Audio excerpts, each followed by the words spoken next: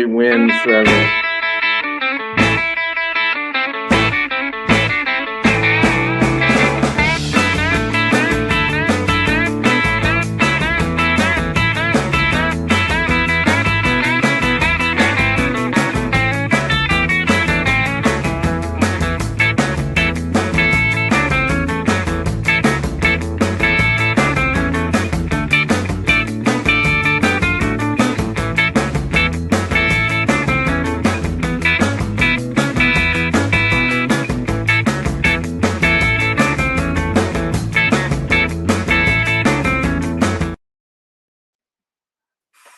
All right, welcome to a Sunday night edition of Talking Iowa Hawkeye Sports.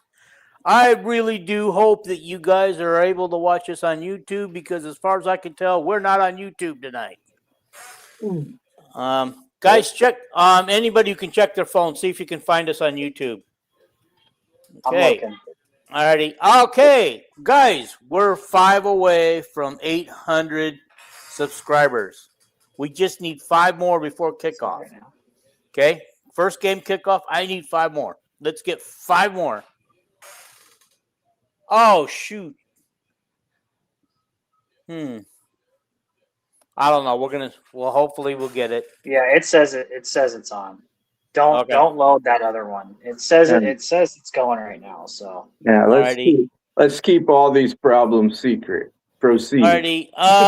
By the way, you guys, we got Brandon tonight as a special guest from the Hawkaholics. They do their show on Tuesday night at 7 p.m. Central. Yes, sir. Okay. By the way, I went to go on your X account tonight to go live, and it won't let me. Okay. Uh-oh. Yeah, this isn't Andrew's problem. Another secret. Another secret. I get where Kelvin's coming from. We ain't got enough anti-ballistic missiles in Iran either, but that's a secret. Let's keep that. The Patriot missiles have run out. We didn't know it was going to last more than a week. So, alrighty. Proceed. All right. Guys, I've been really feeling down lately, and I need a quick pick-me-up, and so maybe you guys need this pick-me-up too.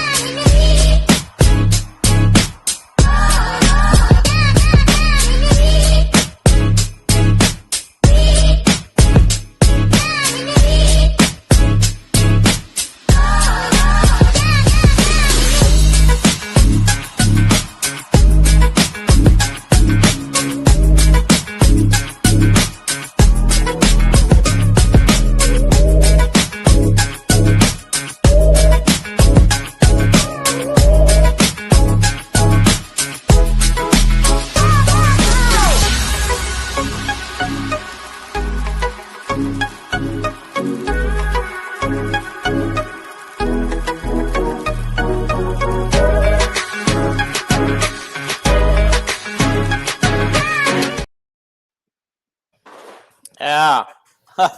Alrighty.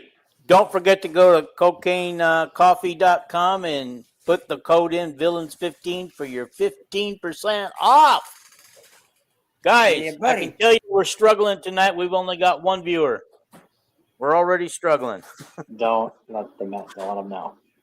Yeah. Boy, Dean's on a downer tonight. We'll probably have 1,000 views. Okay, so here's what oh shoot. Everybody hit the subscribe button, hit the like button, please ask questions and comment, and hit the like button because the like button out of that whole thing is probably one of the most important things. And share it. Yes. And didn't I say that already? No. You said the like button 2 different times, but I was waiting for the share. I try to get my friends to share it. So, all righty. I had one more announcement to make, and I can't remember what it was. I should have wrote it down. Yeah. An old man's thing. All righty. Guys, you guys will recognize Brandon. He's from the Alcoholics, and he's here because he actually went to the practice yesterday. I hope he got to pay attention. I know he had his son with him, and his son probably kept him busy. He always does.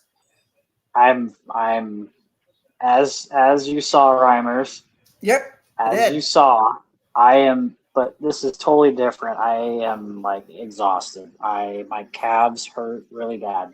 Like I can Sure. barely move up and down the steps. But good news is I got to watch 10 more minutes than I did spring practice, and Mhm. I'm going to tell you right now, I haven't said this in a very long time. I understand it's practice, and I would like to say, holy shit, I think we have an offense. Excuse my language, but I think we have an No, offense. you're not wrong. I think so too. No? Okay. Good. What think did we you have see an out there? offense. Because okay, but I mean, when you saw what you think of the offense, was the defense not playing as sharp? Was the defense just holding back, or were they just going plain vanilla and maybe Lesser asked them to let the offense shine a little bit?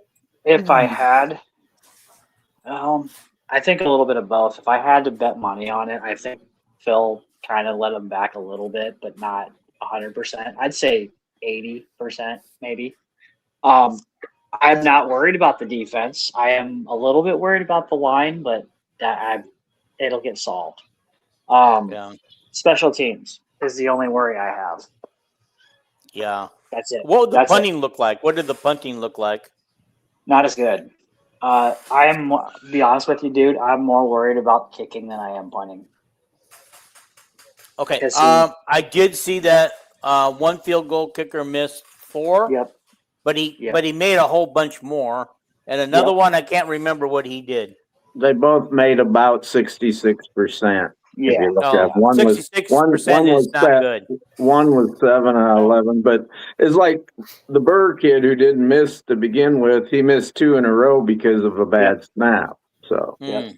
a lot of people sitting in the stands or they don't pay attention to, well, was that a bad snap or not? You know, they just see the ball flying towards the uprights and say, ah, shit, he missed. He's no good. Yeah. Yeah. Who's the long snapper on this, too? Do you guys know? On them 2 bad ones in a row, it was McLaughlin, the true freshman from St. Louis. Yes. Number 54 is his number now.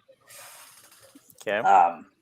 Can I make a nice little comment? I want you guys to do me a massive favor and remember this number, 14, because you're going to be hearing it a lot.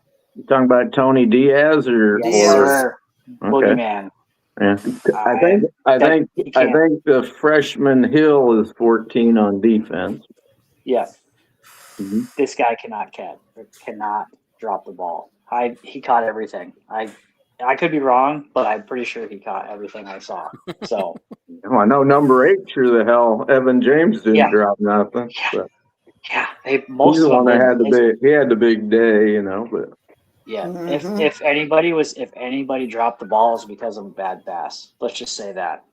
I'm really looking forward to our offense. I cannot wait.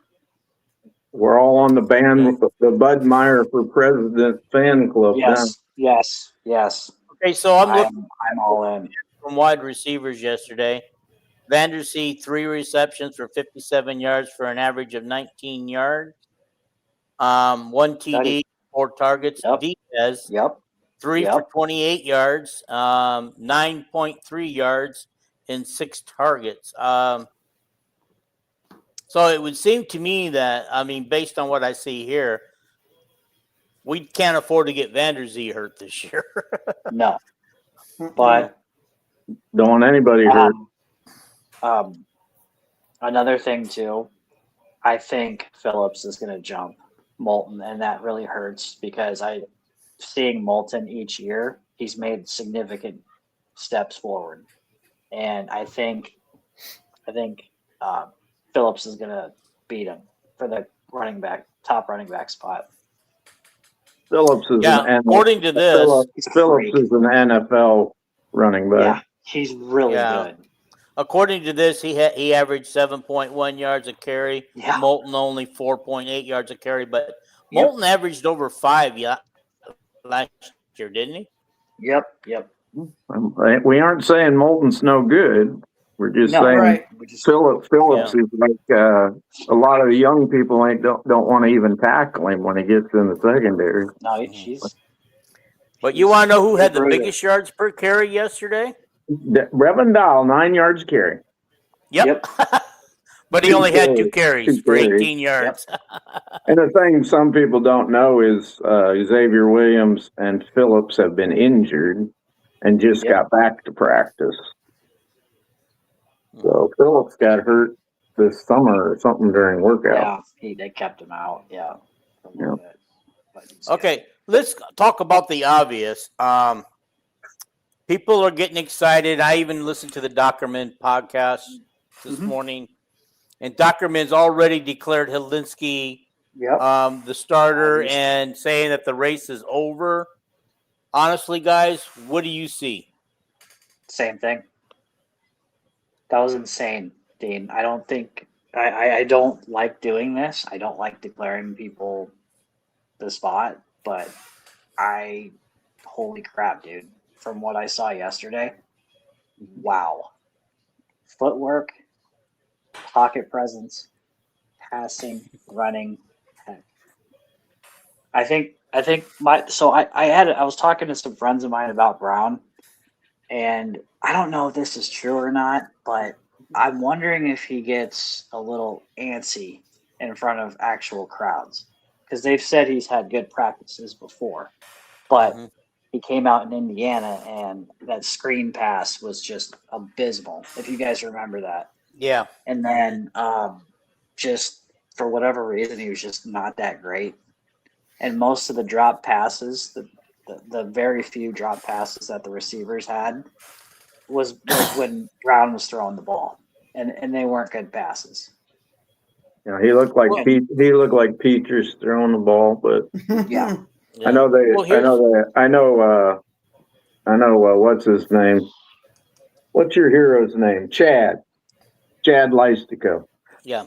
He said that the first 4 or 5 days of practice this fall, Hecklinski was just awful in practice. Yep.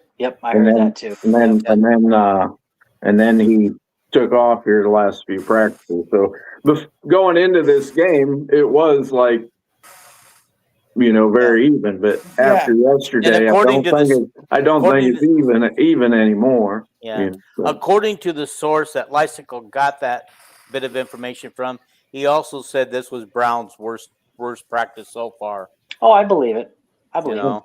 And, of course, Kirk is not saying anything other than it's going back and forth, As he should. But I just think it's crazy to, 9 days into practice, already declaring, Helinski a starter. Of course, the coaches aren't going to do that yet.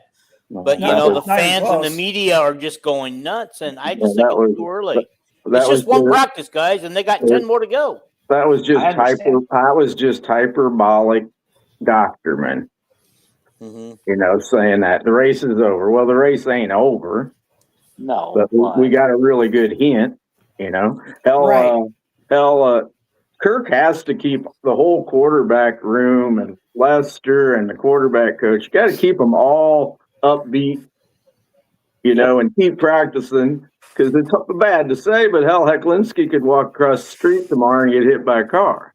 That's true. You don't say, "Oh, the race is over, boys." Right. You guys might as well pack it in, So I've got a question here for you guys. Okay. What if Helinski is declared the starter, and based on what we saw yesterday, that's a strong possibility. But what if Hank Brown doesn't even make number 2, that Jimmy Sullivan passes him? Because they did say yesterday that Sullivan's been having a good camp. He looked good too. He looked good. He did. Yeah, he's 10 of 15 for 66.7%, 129 yards, 2 DDs, and no interception. By the way, none of our quarterbacks had interceptions. That also scares me on the defense, that none of the defense stepped up and picked off a pass.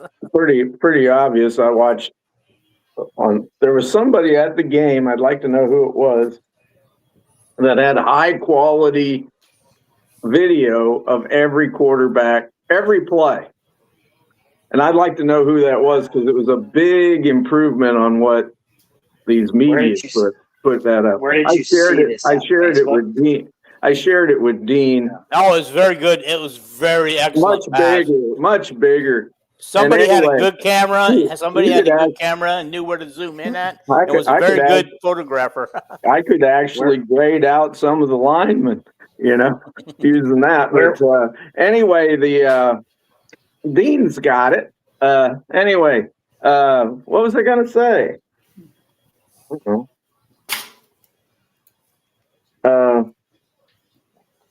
What the hell was I going to say? I don't know. Who knows? Skip ahead, kids. People kept asking questions, and then my chemo brain left me. So. Okay. I'm more interested right now. I know everybody's excited what the offense look like, and I'm on record already saying that we'll go 30, 31 or more points a game this year for my bold prediction. But so the offense is everybody's getting excited about, and what about the defense? I mean, the defensive line. That's what I was going to say on these big videos. The defense, I think it was a kind of a setup deal. The defense was not flying around. It was like the defense, are you going to go full speed or not? Yeah, no. They weren't. Yeah. And they blitzed some. They blitzed Hecklinski twice, and one time he just spiked it in the ground. He did a good job. He threw it away 2 or 3 times when he should have. But other than that, it wasn't like other spring practices where the running backs averaged 2.9 yards a carry, and we didn't have any quarterbacks that could get over 100 yards passing. I think it looked like an old Hayden Fry trick to me, but. Anyway, as far as the defense. Yeah. So basically an offensive showcase. Yes. Kind of sounds like it. Very vanilla on defense. So then, but our defense is always ready to go. Oh, they'll be fine. They'll be game fine. day, yeah. So I'm not worried about the defense. And Northern Illinois is the perfect opponent to kind of wake them up. And get them going, I think. But we all know about when Ferentz makes that starter. He tells you 2 weeks in advance and almost or the same week or right at the week of. So pretty much. It's you got OKF and what he does, and that's pretty much what he does almost every preseason. When we get done with Kids Day, he kind of picks a quarterback. About 2 weeks after that, or the week of game day. It depends on the year. Last year, that's true too, they asked about the first week of practice. He says Gronowski's rustier than heck, but he's our quarterback. The years before it was Cade McNamara is our quarterback. Yeah. It depends on the year. There was 3 years in a row where Nate Stanley is our quarterback. He wasn't talking about it's a competition. It depends on the year. He named Beathard the quarterback right after the bowl game, even though we had Rudock on the team. So it depends on the year. I was like, man, this Rudock kid was garbage. And then all of a sudden, here comes CJ Beathard out of nowhere. I'm going, okay, this guy's really good. But anyway, I think Dean hit muted. Yeah, we can't hear Dean. But, can't hear Dean. Any other position groups you notice, Brandon? It was just an offensive showcase, man. That's really all it was. I think, like I said in the beginning of the show, I think the defense will come alive come season, but I just think Phil kind of toned it down a little bit just to kind of build confidence in the offense. Good? Yeah. But do you think that – I don't think the defense wanted to show, a lot of people what they're made of and kind of keep it PG-ish until we get closer, and then – that's what I'm thinking too. I think it's all kind of hush hush and Just We'll wait name the for- positions when it gets time, basically. All right, I got a couple Yeah. things to say now that I'm back There, on live. there you go. Yeah, Yay! I accidentally happens. muted my mic, but it Yeah. happens. okay. All righty. First of all, Cyhawk C Money is calling Kelvin Encyclopedia Kelvin and me Mean Dean. Sure. All righty. Boy's back. Boy's back. He See? says There's your Soli YouTube. 2 looking better than Brown did. I would guess yes, boy, that is true. That's what we already discussed. And Cyhawk says, where was Epinesa? Did he play? I Yeah, didn't see him. he's playing. Epinesa played about the whole game. He had a big problem. He's lining up against the first round draft pick at left tackle named Lauk. Yep. You know, Lauk tends to make all Americans disappear as far as a pass rush. Epinesa Yeah. will be fine though if he's like anything like his brother. Supposed to be better. Yeah, that's what I heard. Even his brother said he's better. But then they use Epinesa a lot, like on third down. Like he was part of like a third down packages, wasn't he? He was an every down guy. You know, he's a starter. So Diaz. Okay, Cyhawk C Money says Diaz was hidden from the scouts with the question mark. I got a question. If this guy's that talented and if people are excited about him who've seen him, Yeah. how did he end up at a small school whose football team didn't even play a game the first year? All they did was scrimmage against each other. Things like that happen, man. You'd be surprised. same reason nobody wanted Aaron Rodgers or Josh Allen out of high school. Yep. Josh Exactly. Allen had to walk on. So Where did he go to college, Exactly. Josh Allen? I forget. Wyoming. He played against Iowa. Cowboy. Oh, that's He's right. got That's one. right. That's right. Yeah. Now He, look at it. He's tearing what, up the NFL. when Yeah, Allen he- came in against He started out at against some us. California junior college, just like Aaron Rodgers did. Yeah, when Allen came to play against us, he scorched our defense. Yeah. He put up some numbers against our defense, and he. Do you remember the score of that game? I don't remember It the was a score of blowout. that We game. kicked their butt, but No, I don't. Allen I remember. did a few things right. I just remember Josh Allen looked like he was very talented, but he had no wide receivers. Exactly. Yeah, he had to he had do no help. everything. Yeah, Mm-hmm. I agree on that one, Kelvin, for sure. Yeah. All righty. Brandon, how much time can you give us? About 5-10 more minutes. Okay. All righty. What you got? Take her away, Brandon. Yeah. Well, What do you wanna know? I'm Ask going to me ask you questions. what you saw in the tight ends, what you see in our wide receivers besides Diaz, and I'm going to talk to them as a collective. They're Okay. all good. We are tight end. We are tight end university. You don't understand. I think we're going to see a lot of passing this year. I really do. well, that's what somebody said that they said that we're going to see the ball in the air more this year. Oh yeah, get ready for some bombs, like some nasty tosses and like 50, 60-yard passes. Get ready because we got some guys who can catch the ball. Yeah. Kelvin, I got a question for you first before he finishes. I What? don't mean to interrupt you, but this question just came up. Are you biased toward Josh Allen? Shouldn't be. The Bills are my second favorite team, and So you're biased. I think You're biased. I'm a Chief fan. I was going to say, how does that work? I'm a Chief. Well, I could tell you, but it'd take up more of your time. The Well, we got first time, you game, know that. well, he's only got 5 more minutes. I or know. what. I know. Go ahead. I don't want to talk over him while he's here, but the first game I ever seen on TV when I was 4 years old was the first Super Bowl. I've seen every Super Bowl, and I picked the Chiefs because I like their helmets better than the Packers. That's the way a little kid thinks. And then O.J. Simpson my Chiefs started getting bad, and then O.J. Simpson came along, and I thought, that's the greatest running back I ever seen in my life. So I became a Bills, kind of rooted for the Bills after that. I think Josh Allen's the best quarterback in the NFL. Your turn to talk, Brandon. So, Not what about Mahomes? great quarterback. Yeah, he's a great He's quarterback. You don't think he's better? got to be healthy and have an offensive line, So. That's true. I 100%. do think they're gonna win the West this year. I think, but I do think I the hope so. Broncos. You I think do so? think the Broncos go to the AFC Championship though. Yeah, Broncos look good.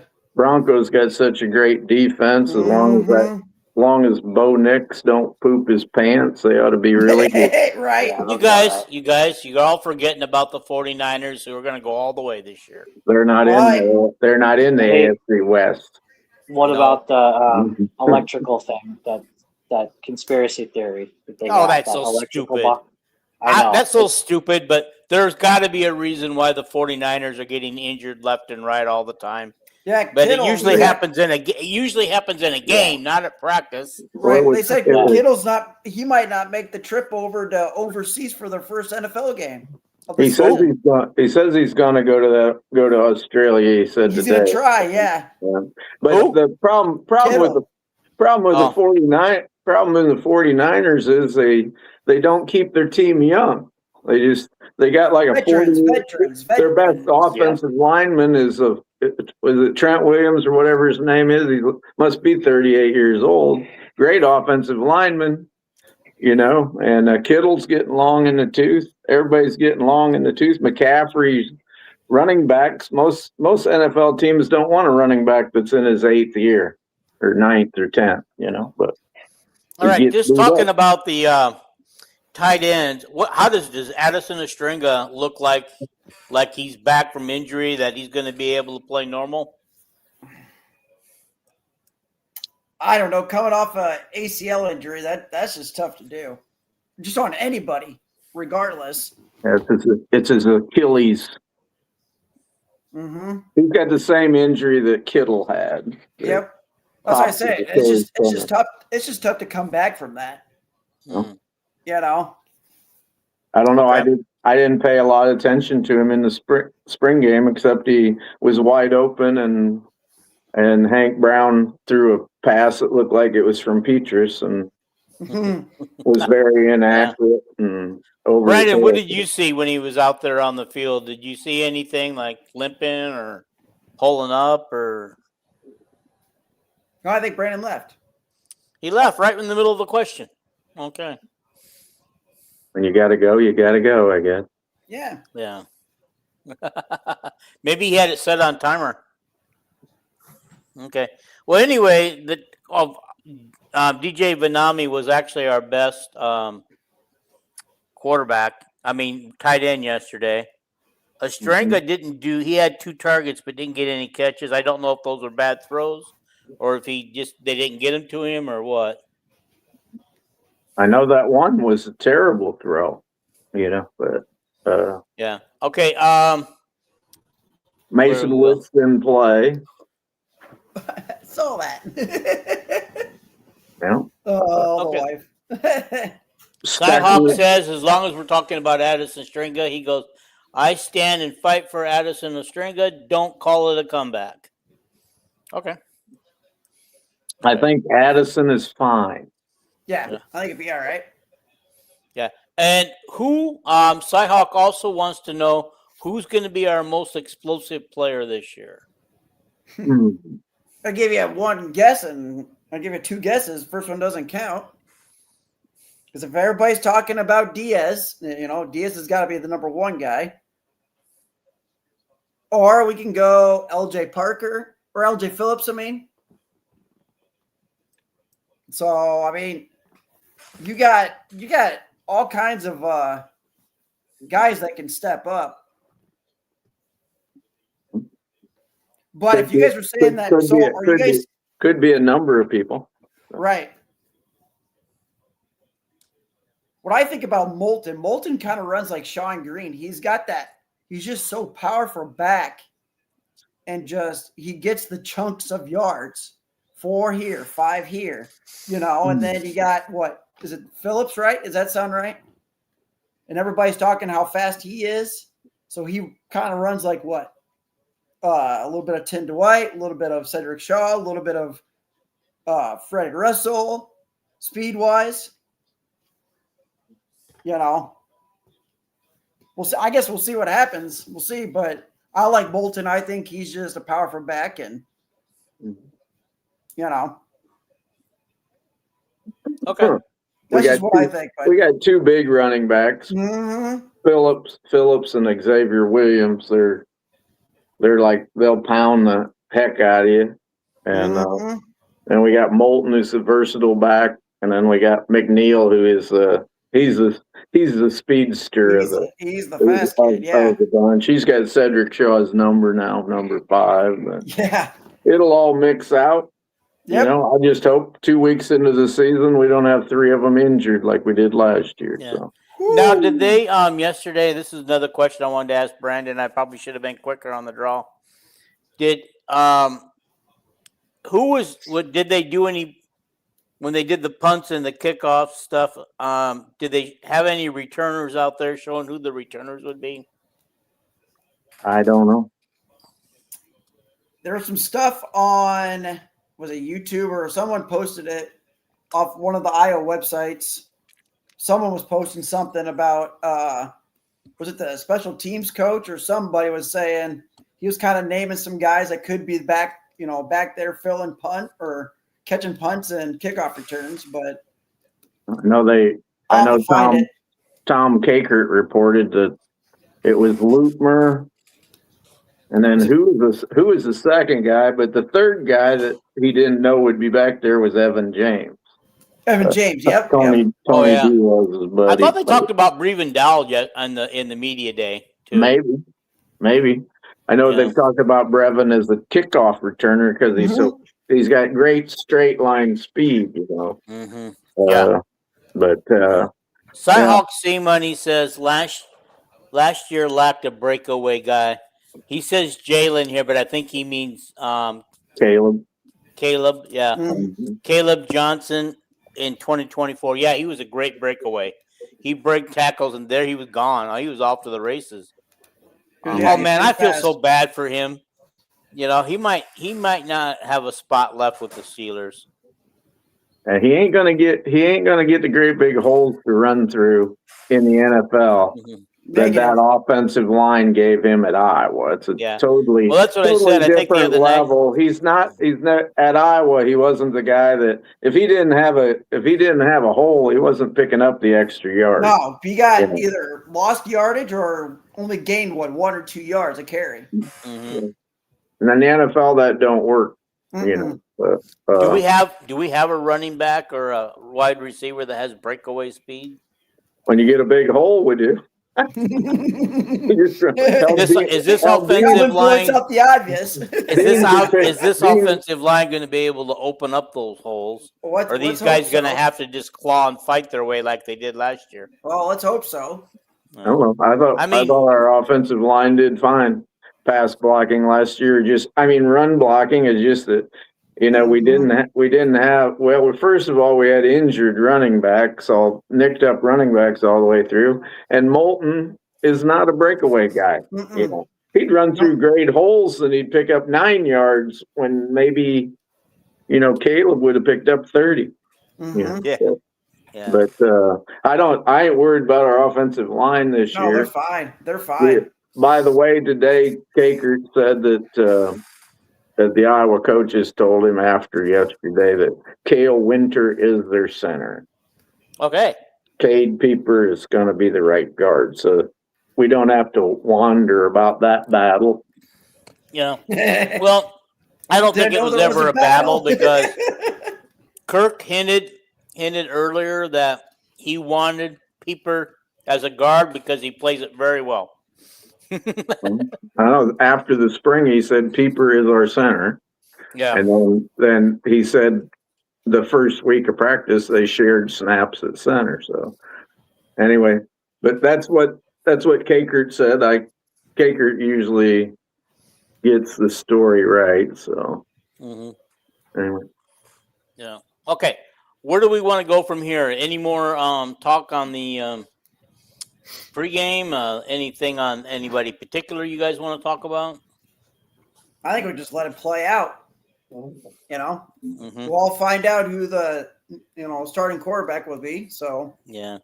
I just, guys, in my opinion, Iowa's kicking off too late in the year. I think, man, I don't know if I can wait after Labor Day like this. I want to. Yeah, you can, because you got to think about this. We've kicked off on Labor Day weekend for how many years in a row now? Mm-hmm.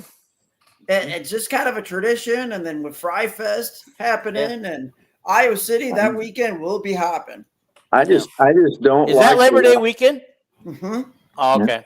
I do not like the way that college football, the fall practices are set up. Only 20 practices. What the hell? Hayden, your fall practice would be 30, 40 days long, and they practice twice a day. They start in July. It would have been 70 practices. Now they don't do 2-a-days anymore because they outlawed 2-a-days for both high school and college. I think it's stupid. Yeah. Pay these guys all this money, and it's such a big deal. Mm-hmm. I mean, get the teams, let the kids get ready, and I don't like that because the teams that are not elite, that have a $50 million amount of money that they spend on 5-star high school recruits and 4 stars, and then they go and get 15 All-American transfers every year. They're way they got a cheat code going in, let alone our developmental schools. 100%. Developmental schools at Iowa, then we don't get to develop as long as we used to. But that's why I'm glad we're not scheduling Oklahoma and Notre Dame. So he's not. Would it be nice to play Notre Dame again? Because since we haven't played them in over 70 plus years, I think we should play them, but for the national championship and the playoffs. Okay. I think every Big Ten team ought to tell Notre Dame to go to heck and not schedule them. I think Notre Dame turning down a bowl appearance because they got snubbed in the playoffs. I think they should be penalized this year and have no playoffs and no bowl game, no matter what they do. They have a great team this year. Yeah, but I understand that, but I think they need to be punished for you can't do that. Just turning down bowl games. I understand why Iowa State turned theirs down. They didn't have a coach or players anymore. True, but the thing with Notre Dame was they had to win at Miami, and they lost. And that's why Miami got in. Yeah, it was between those two, right? Yes, because of that schedule and that game. That's why Miami got in than Notre Dame. That's why Notre Dame didn't get in. Have a better strength of schedule. Yes. It's like this year, if Iowa would only had 2 losses last year, we're in the playoff. This year it could be a little more problematical because our schedule isn't quite as tough as it was last year, supposedly. We'll wait when we beat Illinois' rear end. If Illinois still has 9 wins this year, that's a heck of a win. Right. By the way, we don't know how good Iowa State is at all. Yeah. If Iowa State somehow is a 7-8 win team and we beat them, hey, that helps us. Right. Hey, Cyhawk, is there any chance, because you call yourself Cyhawk, that you're also a Cyclone fan? Because maybe you could come on and tell us a little bit about what's going on with the Cyclones. I know that they had their media days and they got a little bit more. The media got a little bit better figuring out what's going to go on with that team. Who? We already know that the new coach doesn't like Iowa already, so let's shut him up real quick. Yeah, if that game is close, I'm going to be mad. That game should be a blowout. Hey, I'll tell you this, guys. The Cyhawk for Iowa State games at 6:30. At 1:00 in the afternoon, they are retiring Kurt Warner's number up at UNI against Drake. Same day. Yeah, so I might go check out good old number 13, Kurt Warner. getting his jersey retired. So go see how I was you so and I mad. is actually good. I was so mad. I moved back to Iowa a year after he left the arena. After you let the Barnstormers, jeez. Yeah, Man. that's what I said. I wanted to see him play with the Barnstormers, and of course, the first year I'm back, I go to several Barnstormers games. He's no longer with the team, obviously, but they weren't even living up to the hype that they were having before when he was with them. The thing is with I dropped a note in the mail to Hayden Fry when Kirk was playing at Cedar Rapids Regis and told him, right. God, recruit this guy. Boy, does he have he throw a nice ball and got a nice arm and everything. But Right. I didn't listen to you. See, if you hadn't wrote him, he probably would have recruited him. But he goes, "I'm not going to let a fan tell me to." I know we were recruiting. Hayden recruited all American guys from all over the country. He was probably recruiting like that guy that went to Arizona State, and I can't remember his name, but anyway. Yeah. Okay. Cyhawk says, was anybody around to see Forrest Shevcheski at Iowa? Tom Moore paid him a huge compliment. Must have been an amazing guy. He didn't stay at Iowa very long. Here's what happened. How many years? Was he about 8 or 9 years as the head coach? About 8, I think. Yeah, maybe. about 8. And the AD job came open, and he wanted to be both AD and head coach, and they said he could only choose one, so he chose the athletic director. That's why he... Wow, that's pretty crazy. Yeah, and I don't know how long he stayed as athletic director. Until about 1970 or 71. Is that when Bump Elliott came in? Yeah, Bump took his place. Yeah, okay, and I think for Shevcheski, he did... For Shevcheski, I think he did help do some color commentary for a while. He was Zabel's color man. Yeah, that's what I was going to say. Yeah. Okay, and we have a surprise guest I'm going to be bringing on here in just a moment. Yeah, he also kind of went into athletic director because he was having some chest pains. He was kind of worried about keeping coaching football might affect his health, But. Okay. Anyway, so here's the deal. I was around when Forrest Shevcheski was head coach at Iowa. Mm-hmm. But I was 4 years old when he became athletic director. Yeah. So, okay. Guys, I want to bring on, we've been reading comments from Cyhawk C Money all night. Here he is in person. There's the guy. Welcome to the show, buddy.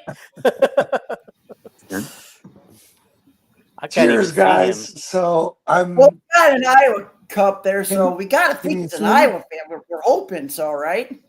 Yeah. Yeah. Welcome to the show. You guys got me on or what? We have you on. You're on live right now. It's a pleasure, guys. Don't I see you on Corey Brady's all the time? Awesome. What?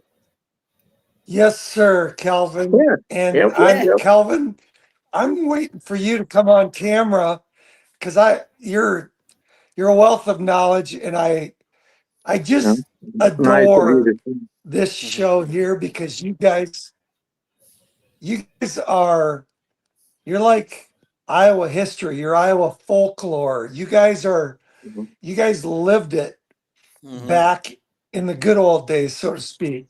Yeah. Similar to your opener on your channel. Soon as you came up on there, the only other podcast I really appear on is Zach Heine's, who he works for the same guy that Corey works for, Mark Rogers. But Yeah. I'm not somebody that wants to be on. Dean kind of talked me into it, but anyway. Yeah. I'll tell you what, you guys rock. In my world, I hold you in a high regard. You guys, from your show opener with the older 60s type music, and it just warms my heart. I'm stuck up here in Michigan, and you guys bring me back. You guys bring me back to Iowa, every time I get to tune in. I adore this show, and I'll just say that I was on vacation. It was 2 years ago and 6 years ago, and I'm walking. We're on we rented a lakeside home on Burt Lake in Michigan, northern Michigan. I know this And story because you told it on Corey's. Go ahead. so I'm a busy body. I like to be on the move. I can't just sit around. So I'm walking down the path on our beach home, Mhm. and I walk up and I see the sign Evashevsky Way.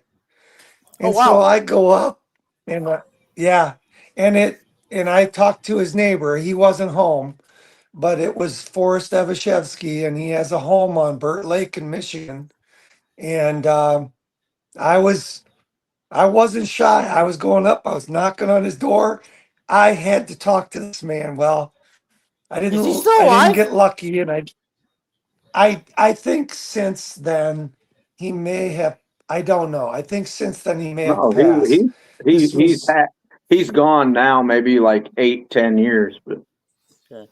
so okay. And my wife, when I talk about our couch being 6 years old, she says, that couch is 14 years old. So my timeline, Okay. but I Okay, don't want first to of pay for all- a new couch. So.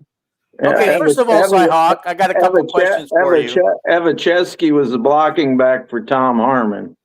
Yeah, the he was Heisman. actually a Michigan He boy. played Okay. against Niall Kinnick, and he was going to take the Indiana job, and then some guy, Fritz Chrysler or somebody, told him, it's easier to win at Iowa than it is Indiana, so he come to Iowa. Okay. Easier. Yeah, Are you, and that proved to I- be true for Indiana until Zanetti got there. right? Are you up near the UP? Like, how far is the UP from you? No. Oh, it's up there. It's Right. 8 hour drive. Yeah, here I'm in in southeast Michigan. Okay. How far is Ann Arbor from you guys? I'm about an hour. East Lansing or Lansing, I mean? Yeah, it's about an hour and a half. That's not bad at all. And I'm sorry, I misspoke. I misspoke. It's they're both about an hour and a half Okay. realistically. So That's one of the away games I went up to was like I got to go. right. Yeah. I my brother and I sat in when the Detroit Tigers were in the World Series in 2006. We went down and watched Iowa play Michigan in the Big House, and then we went to the World Series at Comerica Park downtown Detroit. We lost both of those games, but it was still a memorable day. But so to answer your question, I grew up a brainwashed Hayden Fry, Tom Davis, Hawkeye. Okay. I hated Iowa State. I love golf, There you go. and I had some family that happened to be a sports information director at Iowa for a period of time, and actually was assistant AD at Iowa. We got into the locker room. We got to handshake with players, my brother and I was totally brainwashed. Was that And, Fred? Was that Fred Mims or George Wine? Who was it? Or you don't want to say? No, well, it was a step uncle. I don't want to say. I don't want Sworn to to say because secrecy. but it was no a great guy. He was kind of a step uncle is what it would be. Okay, But cool. great guy. Yeah, but I don't bring people into the limelight unless they want to be brought I in. don't But anyway, either. I got into the locker room, shook Hayden Fry's hand. I got to shake Tom Davis's hand. I got to meet a lot of Hawkeyes mostly during the basketball season, but I was totally brainwashed. Well, then I decided I love golf and I want to be a golf course superintendent. So I'm going to major in horticulture. Iowa didn't offer horticulture. Iowa State. So I said, well, I can't go to Iowa State. Well, I had a buddy at Southwest Missouri State, there you go. and so I said, well, I'll go down there and try and make the golf team because I got another buddy that's on the golf team at Southwest Missouri State, and I ended up missing the cut by one. I joined a fraternity, and my grade point average just crashed and burned. So I said, okay, what am I going to do with my life now? So I realized, okay, I've got to segregate my mind. My sports mind stays true to Iowa, but academically, I'm going to give Iowa State a try because it's my only choice. And I went there. I loved the professors, loved the university. I couldn't withstand the torture of being a fan of those sports. Basketball season was fun, but football season, you wanted to jump off the back of the stadium top row. Who was coach when you were you were there? Oh, Dan geez. McCarney. If Troy Davis was there, Dan McCarney was. Jim Walden? I think it was right before it. Donnie Duncan? Jim Walden, Donnie Duncan? It was right before McCarney, because it was Jim Walden. I graduated 95, fall of 95, so I guess I did get maybe I got a taste of McCartney. But anyway, the point, and I worked a lot. I went to very few games because I wasn't interested. I was a Hawkeye fan. There you go. So, there you go. I was going to tell you this. I'll say this. Okay. I'm listening. I'll just say this, though. The passion of Iowa State fans is equal to the passion of Iowa Hawkeye fans. I adore Iowa because we have that passion for our sports and we support our schools. And lastly, I want to say this.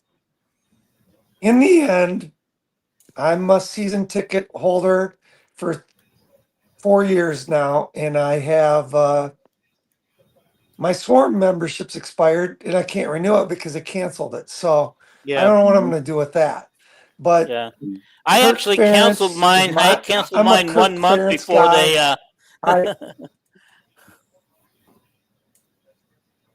Just give your money to Flight Fund. So simple. I'm a Kirk Ferentz. There you go. But I'm a Kirk Ferentz guy through and through. I love everything that Kirk Ferentz represents. He's first class. He's consistency. He's hard work. He's everything that Iowa everything about Iowa is what Kirk Ferentz represents. And I adore the man, and I'm torn. I really like Tim Lester. I like Seth Wallace. I don't know if I feel the magic yet on who's going to be the predecessor. That's what my concern is. I mean, when Hayden was leaving, I wanted Stoops. Didn't know much about Kirk. And man, Kirk sure won me over. So I think I can keep the faith and have trust that when the time comes, we're going to get the right guy. But I love KF. I'm grateful to be a Hawkeye fan. The Hawkeyes bring me so much joy. It's worth that 1,000-mile round trip on a weekly basis a lot of times. But I Holy fight the cow. good. I Well, you I got fight three. the You good got fight. 3 in a row coming I up. fight. It's tough. I got the wife already trying to talk me out of it, and I'm not. I'm all in. We got Don't 10 guys listen coming to to it. Ohio State game. Ohio State's going down. Okay. Yeah. You have my personal guarantee. I will do whatever it takes when I'm in that stadium. Ohio State is going down. I guarantee Right. it. Okay. It's like And last week, I one of give you a our, personal guarantee.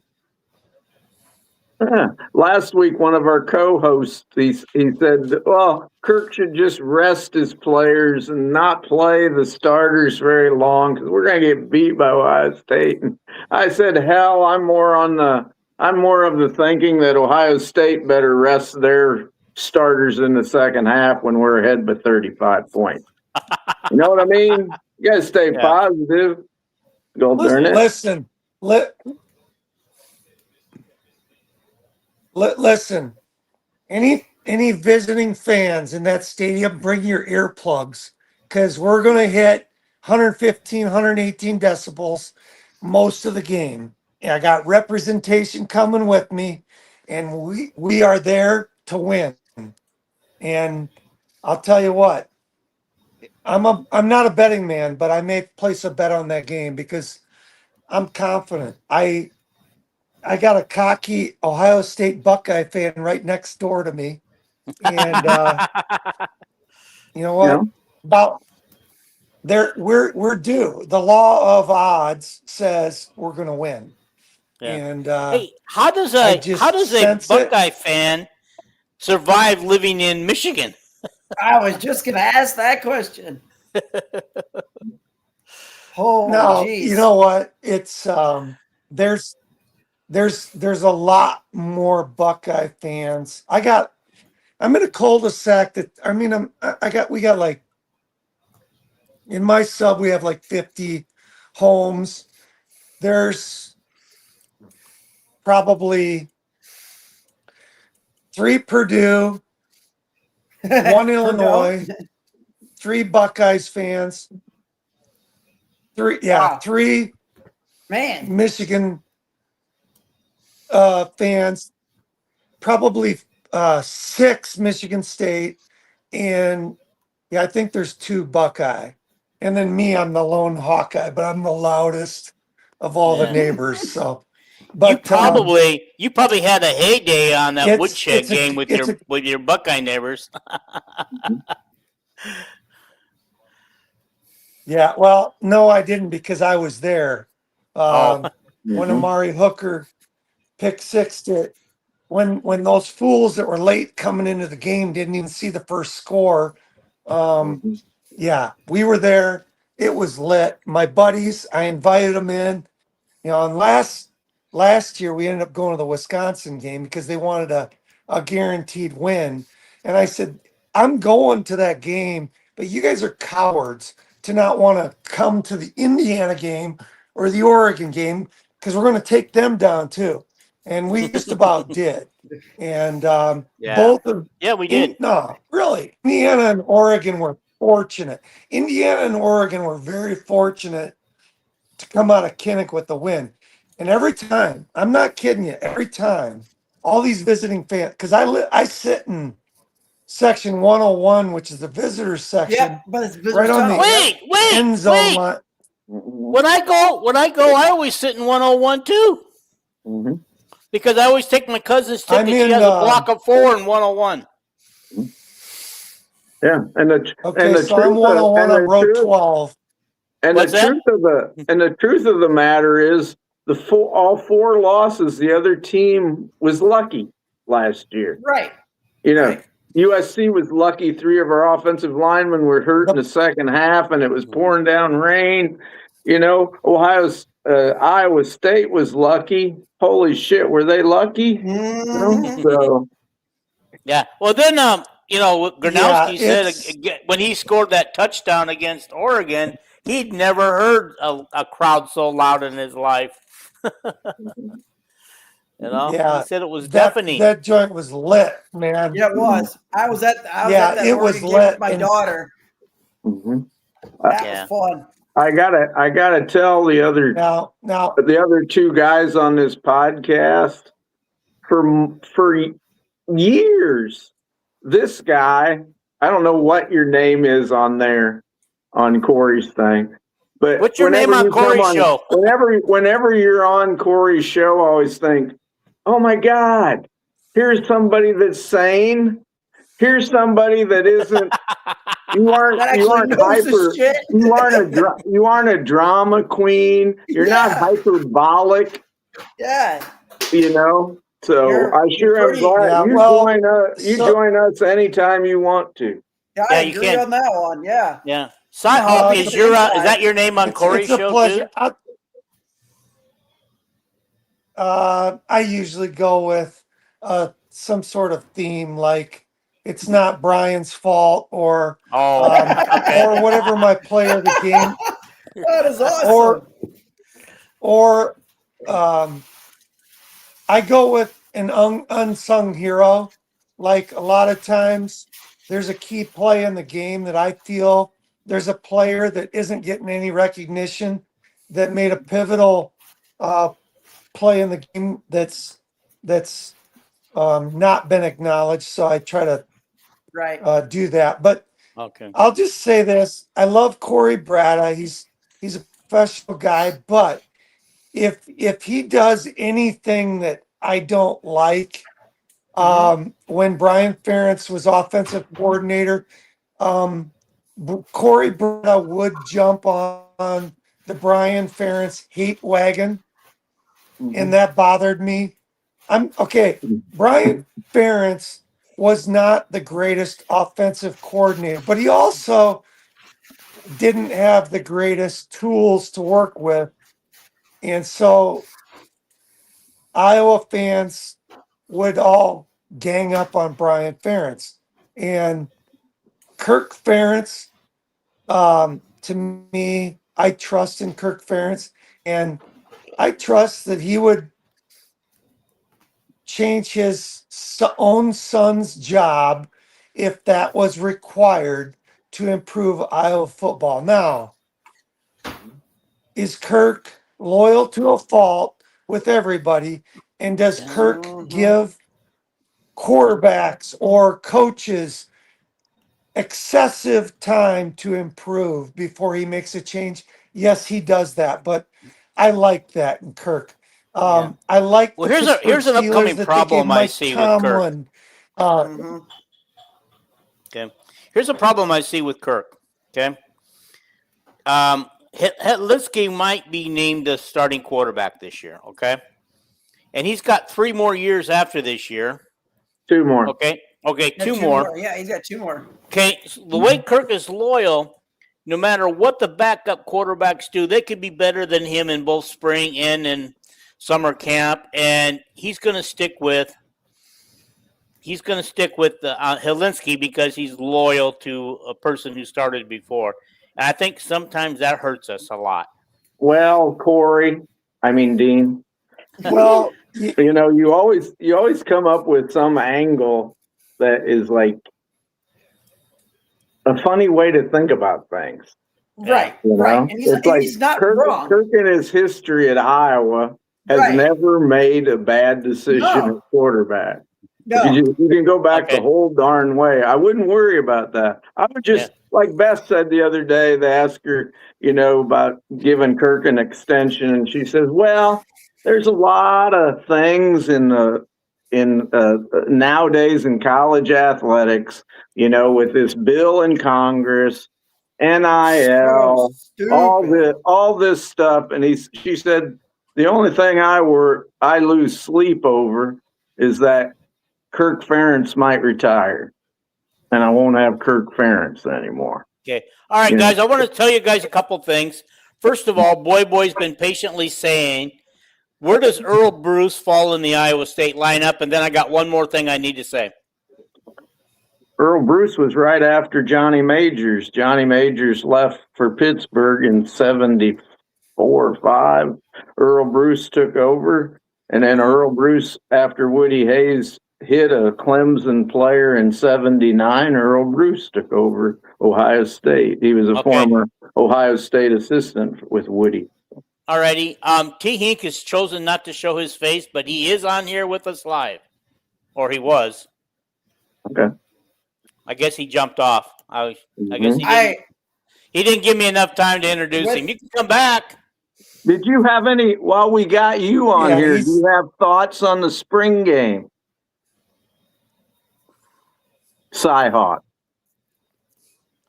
Myself,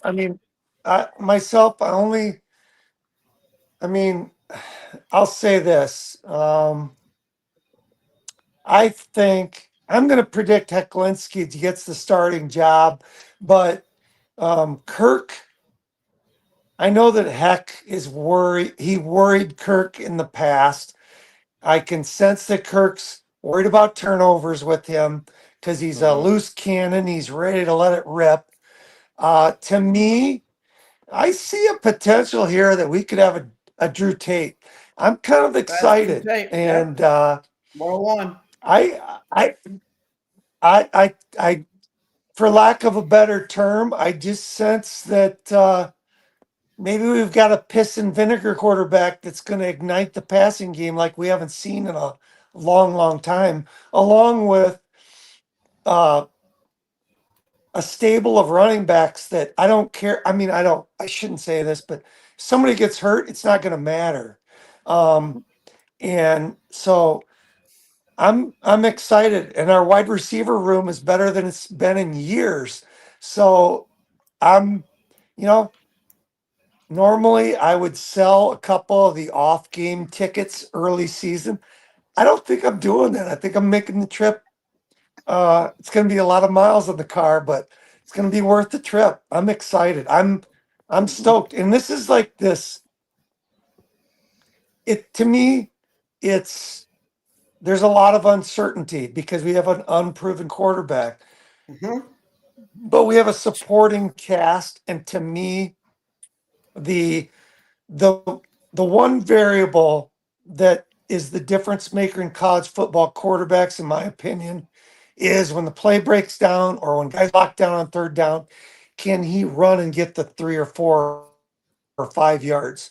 And I believe that Hecklinski may more times than not get that done, and we're going to find out. But that remains to be seen. But also, I think we're just more of a refined passing game.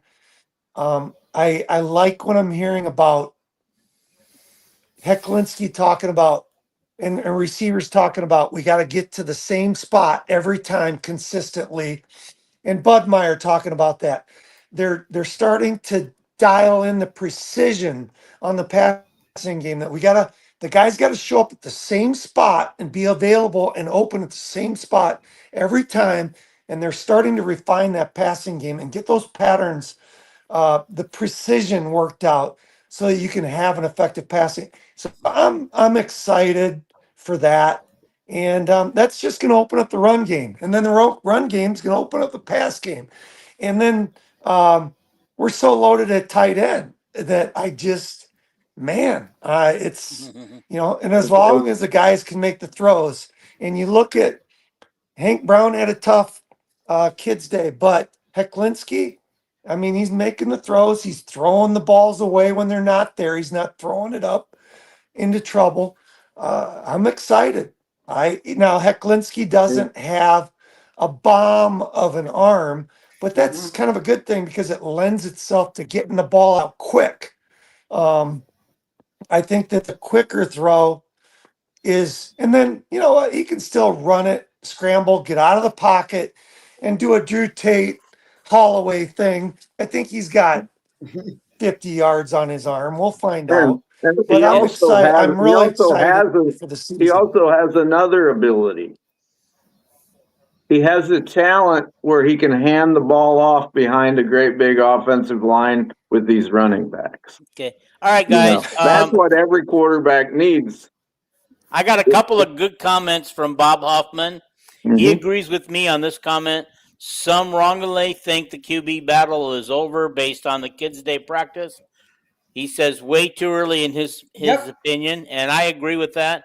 Yep. Bob also says Corey, the Super Hawk fan who travels from Michigan to games. So we now know your real first name, Corey.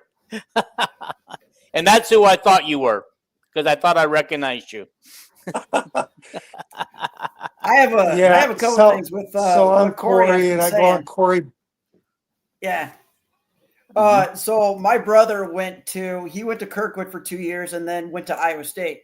Well, he also lived in West Ames, which is right across the street right across the street from the men's basketball and women's basketball practice facility. And outside his big window, him and his roommates, huge Iowa flag. So I'll give you props to that, for going to Iowa State, but of course being a Hawkeye. And I went to Visha 1 year, and I was decked out in all of Iowa stuff. I didn't care, what happened or anything. So we're in Ames. We're at a bar. We're just getting ready to eat pizza. And I can't remember what the name of the pizza place was in Ames. Pretty good, I might add. Size Roost or something. Yeah. So all of a sudden, I was talking to one of the guys I saw there, and he was like 6'6", 250. Then behind me, we have these like 4 or 5 Iowa State people just running their mouth, just why you shouldn't be up here, blah, blah, blah, blah. Here comes the 6'6" guy, clocks him, and says, run. And I run outside the bar a good probably 100 yards. He catches up to me, and I said, what happened? He goes, dude, I am a huge Iowa fan. That guy was running his mouth at you, and you just took it. I was like, yeah, I'm not going to jail for assault. That's why I said run. So I had to tell that story. But you needed to have Matt Roth with you. Yeah. So, but I agree with what Corey's saying. But you've got to think about this. Coach KF has got, or Tim Lester also has, 2 quarterbacks that he has been working with for well over a year and almost 2 years under his wing. And his knowledge is all of his knowledge, so, and KF knows, hey, he'll tell you the week of the game or 2 weeks before the game, who he's thinking is naming the starter. That has been his MO for how many years? You know what I mean? One of those quarterbacks didn't come until last May. Right. But what I'm saying is, he's got Hank Brown, who came in, from Auburn. He's got Sullivan, who enrolled early. He's been through 2 spring practices and then 2 fall practices when he gets through here. And then he's got the 2 transfers who are like that. Now, Fitzgerald didn't enroll early. He was from a Catholic school or something, and they wouldn't allow him to leave school. Right. But, he's got 3 guys that have been in the offense for knows for a long stuff. time. And right. And I'll have to share what I was listening to on Friday with Off the Air with Matt Randazzo. He is a Quad City guy, and he does the pregame show for the Hawkeyes. Yes, he does. He does a darn good job, too. Yes, he does. And I used to intern with him, and that's how I've known Dazzo. But he interviewed a bunch of players, so I'll have to share it so you guys can watch it, of the media day on Friday. So, and he breaks down a lot of things. They talk to Pat Anger. I know you meet you know who Pat Anger is, correct? Mm-hmm. There, Corey. Oh yeah. Pat's a really good dude. Yep. Yeah. And he's a Bettendorf guy. And every time I see Pat up in the Quad Cities, which is where I'm from, I always have to ask how Brett Greenwood is doing. And so, he said Brett's been doing, speech is okay. But he said his memory is kind of off and on, but he said the long term, he'll know who you are, and and that's really good to know, after what happened with Brett. So I still remember when Yes. he walked out with Doyle, Mhm. arm in arm. Oh, went I out. still look at that. I get goosebumps hearing that. I love it. That's probably one of my favorite moments in Iowa football for me. You know, and I'm just a Alrighty. new guy. I mean, what do I know? I mean, you know what I mean? Yeah, so our show regular, And Jason Hackwell, coach, also known as Coach, wants to know who the new guy is. Oh, Jay. He won't tell us, but his name's Cy Hawk, and I see him Yeah. regularly on Corey's show. And he's very good. He's very good, very Very balanced. knowledgeable. He's not into BS and all that No, you crap. tell it how it is, and I like that. But Mhm. man, your wife's lucky to have you. So and you drive from 1,000 miles all the way from, Michigan all the way to Iowa City. Hey, before we go further, I just want to say, I Hink, if you're still out there, please come back. I was trying to find the right time to introduce you. You were on the air with us, but you're gone now. Okay. Did you Yeah. see Hank. did you see the start of the show where I said that Kakert said that the coaches said Winters is their center now? Cale Winters. Yeah, I Okay. was I thought that was up in the air. I was a little bit shocked, Well, but it is. obviously, I mean, Peeper's a better right guard than he is a center, but I thought that I thought the lineman coach was saying that, hey, we're gonna play it out because collectively as a unit, Peeper, though he's better at right guard, we might play him at center because as a whole overall unit, our substitute for guard for Peeper might be better than our substitute for center for Peeper, is the way I took it. But since then they've made the Yeah. consensus that nope, we're gonna let Peeper play at his best position. They said their And best. then we got a center that can do the job. Their best. They think Cale Winter is a better center than who would be at right guard if Peeper wasn't there. Is what they're saying. Yeah. That's their best unit, like you said. Yeah. That's their best. Well, that's spot. what, like I said, And Kirk had that's- hinted earlier that Peeper will probably be at guard. But He rest said he assured was that too he's our valuable backup at center. guard. He was too good at guard. People will probably play center for 13 years in the NFL. Well, he will. He's the Yeah, Kirk has well- told the NFL scouts he's a little taller than most centers, other than James Daniels that's been at Iowa. He's 6'4", and he's got longer arms. He's a better prospect than Linderbaum. Yeah. As a center. Scared. I get scared every time we change centers. It's just like, oh man, that's a delicate position. I know. One And a lot thing. of things can go wrong if you don't have a good center. Logan Jones was at center for 3 years, right? Yep. And I know I have guys that watch practice and tell me what's going on. They said they had way less problems with shotgun snaps and regular snaps this year with 3 different guys snapping. Four different guys than Logan Jones. Logan, that was one of his things in games and in spring games and everything, was he just was not as consistent snapping the ball as any of these guys. So that's a good thing. So. Yeah. I do want to give a quick shout out to Boy says even Fritz looked better than Brown. But I wanted to give a quick shout out to 2 of our boys who played on the Pittsburgh Steelers the other night and how well they looked. And then we have a Penn State guy hooking up with an Iowa guy for a touchdown. Or not quite it was a touchdown, yeah. Well, yeah, he got a touchdown on the next play. The next play. Yep. And Kelvin pointed out, reminded me. Jennings Dunker played don't really forget good. about Brandon Smith.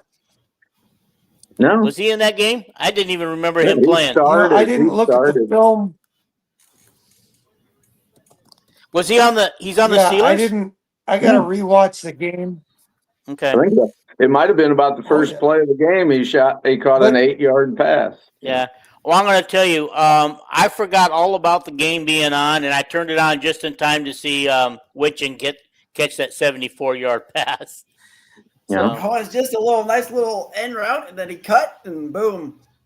Well, yeah. Broke a couple tackles. Did one you guy. did I you know hear our, Mike Holt? What? Did I hear what? Did you hear Mike Holmgren talk about Caden Weegan? And he said, listen, the reason we picked him is he needs to finish that and get that in the end zone. So Mike Holmgren Mike, is he knows That was- what Caden's about, but Caden stumbled on that run. Yeah, that was He did. That was his coach, Mike McCarthy. Matt McCarthy. Yeah, McCarthy. Yeah.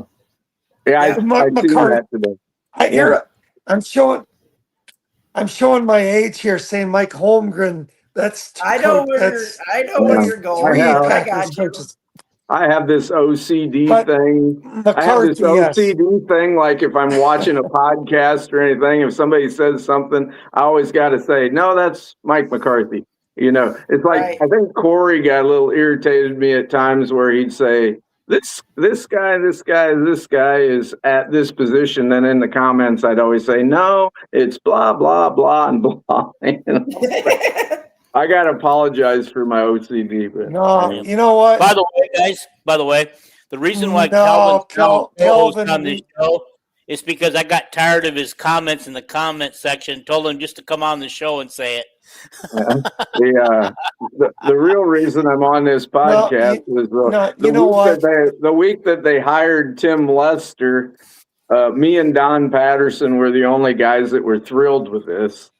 And Dean couldn't find anybody else that would support the hire, so he had me on for an hour and a half. And I had all these people attacking me all night on here that it's a terrible hire and I thought it was smart.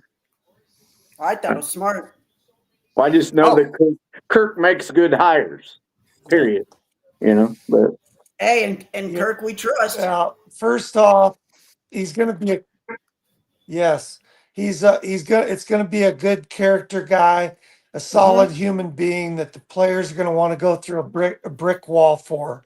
And, you know, if you can be that guy that wins the hearts of the players where they're willing to go through a brick wall and they have that amount of commitment into the program, now you've got you're maximizing potential. Now, yeah, you got to recruit, but to me, you can build team chemistry and you can maximize potential if you have the coaches that can get that out of them. Does Kirk recruit top 10?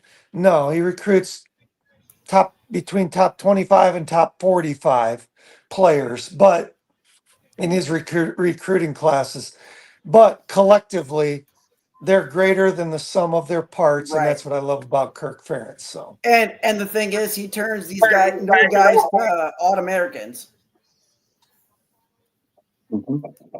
Yes, I mean, look at he takes a bunch of nobodies that nobody wants and pumps more guys into the NFL than he has any business in doing.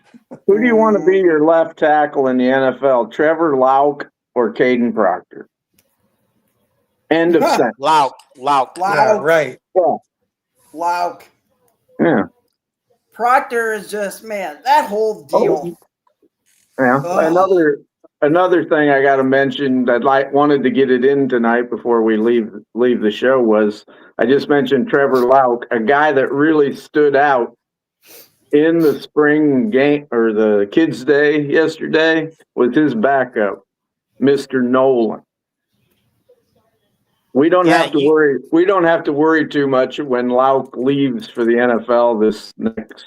I think he'll probably go in the NFL. I think he was one. Him and Vonamy and Lutmer and Pieper will all be gone, unfortunately. Yeah. So. Pieper. Yeah, but I mean, I was going to say Nolan. I think was one of your picks to hit this year.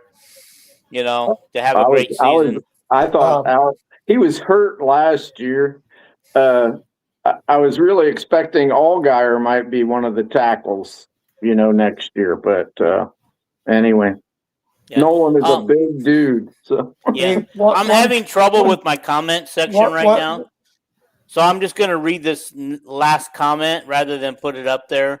From Rick, another regular who's been on this show, who's taking a break right now from the show. Caitlin Clark, since the All-Star break, 25 points a game, 9.375 assists a game. And by the way, that was a heck of a game in overtime that they won today. yeah, I was so aggravated as always that she ended up with nine assists and she should have had 18 of them. Right. But nobody can make a shot. Right. Guys, did I tell you at church today I went to talk to my worship They are leader? literally averaging. Yeah. But hey, guys, I was going to tell you today I wore my Caitlin Clark hat. Okay. And at church today, and I went up to talk to my worship leader about a song I thought we should sing. And he looked at my hat and he goes, "Is that a real Caitlin Clark signed hat?" And I go, "Yes, it is. She actually signed that hat."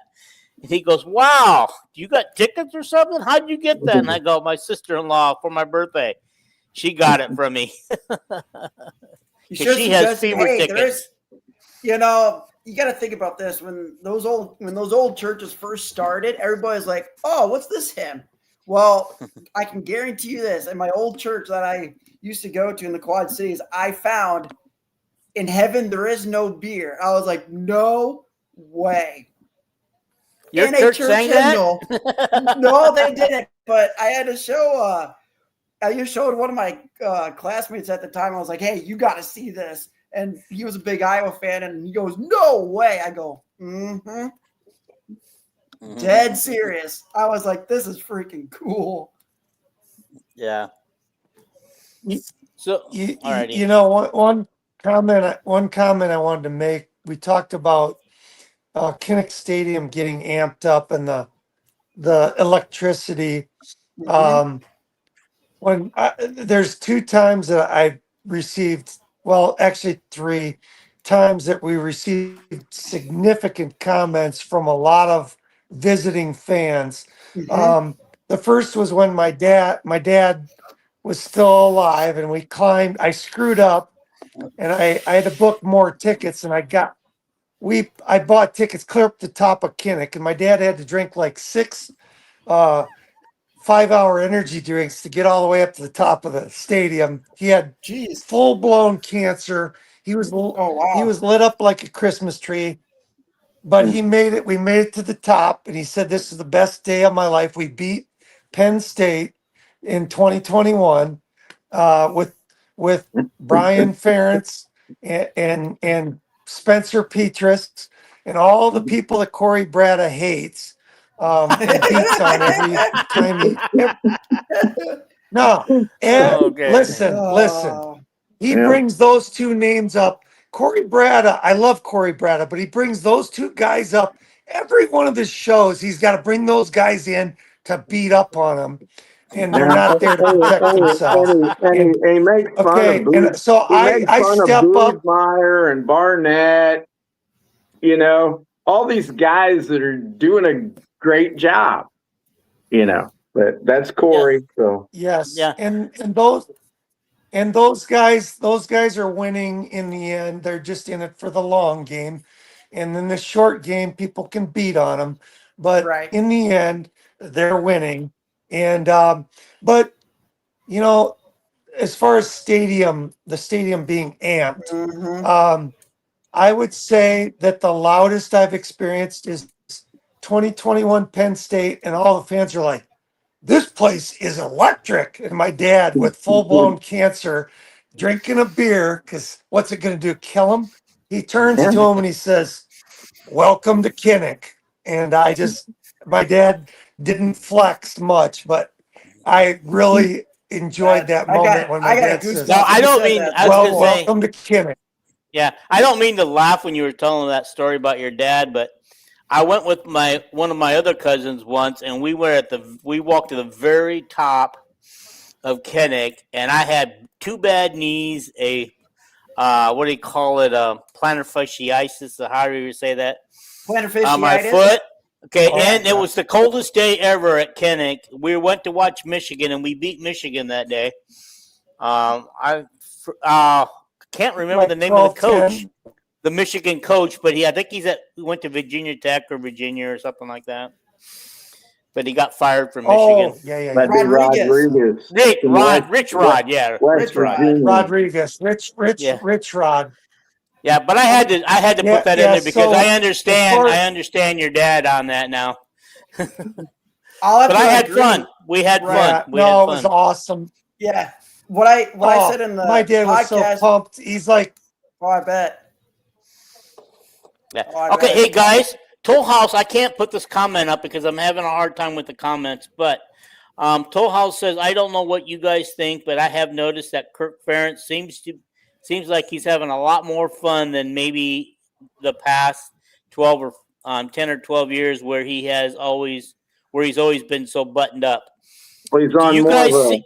You guys He's on. see that in him? He's got more of an even playing field now. Right. You know, he gets.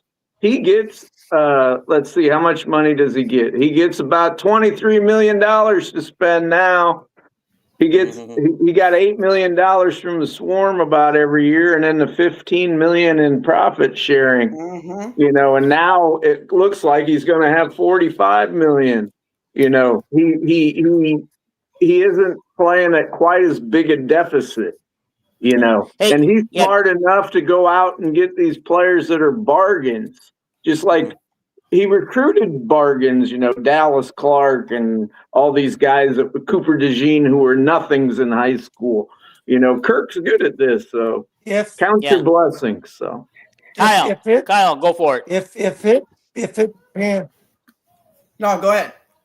if it pans out, Kirk Ferentz is pulling a little bit of a Signetti in his type of transfers that he's brought in. If it pans out, and but I want to finish my statement about decibel levels I've ever Mhm. witnessed in Kinnick. So the first one was Penn State. The second one was Cooper DeJean when he returned that punt against Minnesota. Oh my God, that had to That be super loud.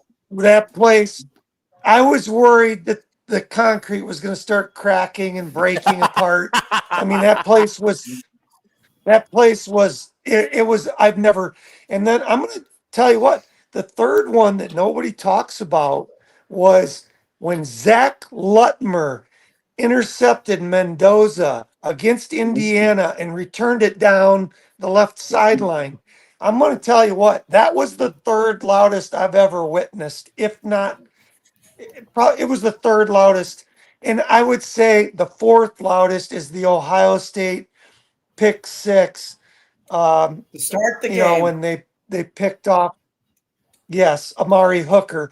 But Zach Lutmer picking Mendoza off and bringing it back down to the 30 or whatever, that had to be the third loudest I've ever witnessed. I mean, it was incredible. And I thought we were going to win that game. I thought we had them beat. At that point, I'm like, that's it. They're not going to overcome this. We're going to roll them now. And so that was my take. I got a couple comments about the atmosphere. One was Oregon of last year, and I can say that is because I was standing. I had my daughter with me, and she is 11, and now she's been going to quite a few Iowa games this year with her mom and stepdad, and we were both soaked.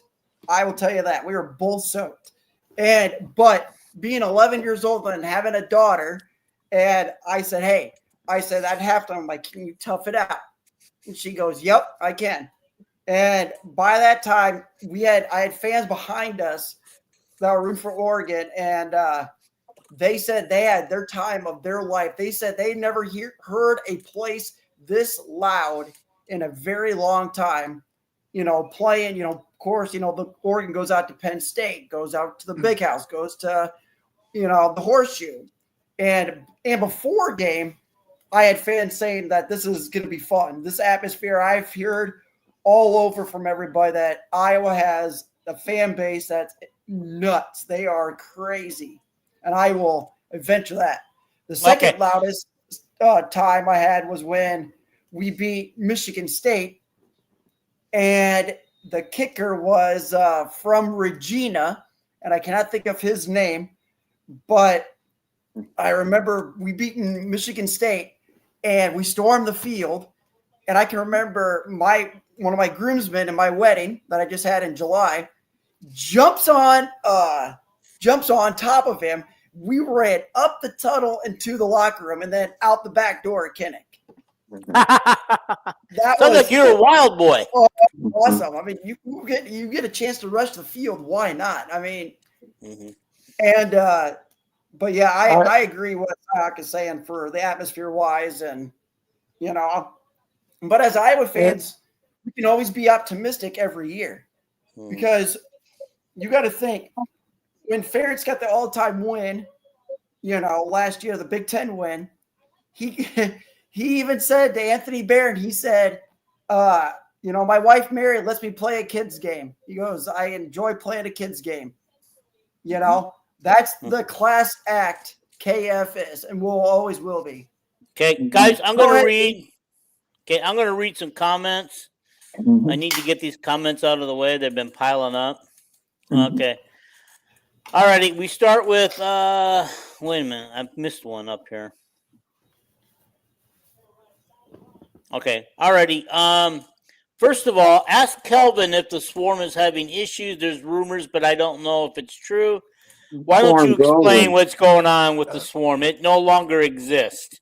Swarm's over because they couldn't get any of their money through to the players through that clearinghouse very easy. And anyway, it's not like the Swarm's really over. You just send money to the flight. Right. To the University of Iowa, to the flight funds, and all the money that goes into the flight funds goes right to cover all that revenue share. If the fans don't cover the revenue share part that the courts say we can give to the players, the University of Iowa will lose a lot of money. So the Swarm's still going. It just ain't called the Swarm. Yeah. All right. Toll House says, since Ferentz asked for a 66-yard field goal against Penn State that was returned for a touchdown, I think he's just been enjoying himself more. And he goes, he said it was a ridiculous for that decision, and he said Ferentz said that he thought it was a ridiculous decision, and we agree. Okay, I think I got one more comment. No, I would argue. Me too. I third that. If you, he had a big win behind him. Exactly. Watch. Yeah. Exactly. I know, but Ferentz took the heat for it, and he put it on his shoulders. That's because he's a better man than the rest of us. It's the truth. He's the best man I know. But in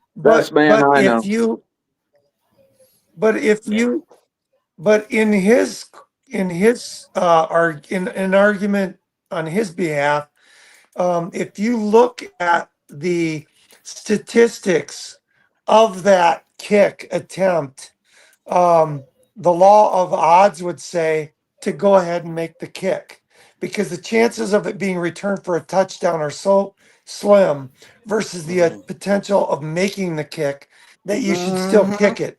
It was just that one fluke. It was that one fluke, just like when Auburn returned it on Alabama. That'll probably never happen in the history of the world again. That was awesome. Yeah. Oh, that was awesome. It's like the same people that ridicule Kirk, which the people that are ridiculing Kirk for this are the same people that hate him every week. They really do. It's like the year before they were wanting him to try a 66-yard field goal into the wind against Iowa State at the end of the game. This one was a 66-yard field goal or 65, but he had like a hurricane behind him. Yeah, he had to win with that. He did. It was like I was out on the farm that night, and the damn wind was like 25 miles an hour constant. Right in your face, yeah. Well, not in the kicker's face. It was behind him. Behind him, And it was like, where are these people? They look look so silly when they ridicule Kirk for not kicking against Iowa State, and then when he kicks against Penn State, it was just awful, And Kirk turned to LeVar and said, "Can he make it from here?" And LeVar goes, "Oh," So anyway, Why not try it? That's the human being. That's the way humans are. They're biased in their opinion. I think that in order to understand and to appreciate Kirk Ferentz, you have to understand he's playing football. To him, it's a field position game, and he's going to try to shift that field position. He's only going to get aggressive when the field is short, so that his odds of making an error are less. And he knows that he's got great defense. Bingo. So That's it. you don't have to take unnecessary chances. You play field position, and you wait and you strike when the iron is hot. When your field position is in your favor, that's when you strike, and that's when Kirk strikes. That's why field position is so key, and that's why we have great punters over the years to place that ball, on the opponent's 20 or 10 or touchback, because he knows deep down our crowd is behind him, and so is our defense. 100%. I'd rather play field position than anything. Our average Iowa fan sees a punt as a failure. Kirk Ferentz looks at it as, listen, we just flipped field position 10 yards in our advantage on this punt. Now let's see on the next punt if we can gain another 5 yards of field position on the next punt, and then we'll strike, because we got a shorter field. That's the way he thinks. He doesn't think of we failed, we punted, we failed. No, he's maneuvering and manipulating field position and trying to establish a short field. Then he strikes when they're vulnerable, because your odds are much better. Right. But look at what happened first play of the game in 2017 against Ohio State. I think we had a touchback, which Ohio State brought up to the 20 or 25 yard line back then. And then what happened? First play, pick six. Amani Hooker took it to the house. It's all about field position and how, Ferentz likes to flip it and knows that, hey, like I said, defense is behind us 100%. Let's see what they can do. Yeah, Kirk was the first coach that I was ever had that came from the NFL. He was in the NFL for 8 years or whatever, and he was from the Ravens last. He was from the Cleveland Browns before that. But anyway, same team. Yeah, but I thought he said the Patriots. He was part of the Patriots too. No, he wasn't. Never. But wasn't he part of the Cleveland Browns when they picked up and moved to Baltimore? He worked for Belichick and Nick Saban in Cleveland, and then they moved to Baltimore, and he was one of two guys from Cleveland that the owner took to Baltimore with him, Ozzie Newsome and Kirk Ferentz. But anyway, I'm getting off track here. I don't even know where the hell I was. Oh, he come from the NFL, and he learned that in the NFL, every game is a close game. So you have to really concentrate not only on defense and offense, but special teams. And Kirk was the first coach at Iowa that really put a big emphasis on special teams right from the very first year, recruiting Nate Kading and from Iowa City West. And he just had great special teams. It doesn't matter who the special teams coach is. Kirk sits in the back of that special teams room when they have meetings. Well, this is why Kirk started to win games, because he did emphasize special teams. He said, "I want all my best players on the special teams." So he was actually pulling from his offense and defense and putting them on special teams to begin with. All right, I said my piece. Kirk likes to have Jack Campbell. Kirk likes to have all three sections of a football team be good: offense, defense, and special teams. So, 100%. Even Jack Campbell for the Detroit Lions, Jack Campbell was fighting to stay playing special teams.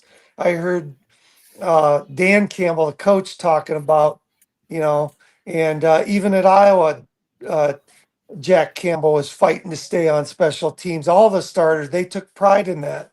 And I think that also the other thing is the reason Kirk punts a lot is he goes, fine. You know what? We didn't get you with our offense. Here, let me feed you to the wolves. I'm gonna punt it, and we're gonna let our defense eat you alive. And he sees his defense as a weapon. And so he finds it in his advantage to put our defense out on the field because our defense can be our greatest weapon in conjunction with Kinnick Stadium fans. And I just watched a couple of interviews about other players that played in Kinnick talking about how Kinnick is one of the loudest stadiums. They even took my helmet. And I think it was quarterback for Michigan talking. But anyway, our fans got to understand that we are a weapon in Kinnick and that Kirk knows this. And Kirk will punt in a heartbeat because he loves to feed the opposing offense to our defense. Our defense is there to eat them up. And the only thing I'll say is back in my childhood days, we had the Big Mac sack attack, and we had Andre Tippett. And you know what? We need to get back to that. We need to get back to the Big Mac sack attack. We need to get this D line sacking quarterbacks on a regular basis. That needs to be one of our weapons that I think it's been diminished. I know that we do it. We kind of corral and bull rush versus trying to slash and get the quarterback sacked because we want to keep these mobile quarterbacks I contained. was just going to say But that. from It's hard a to do fan that. base standpoint, Right.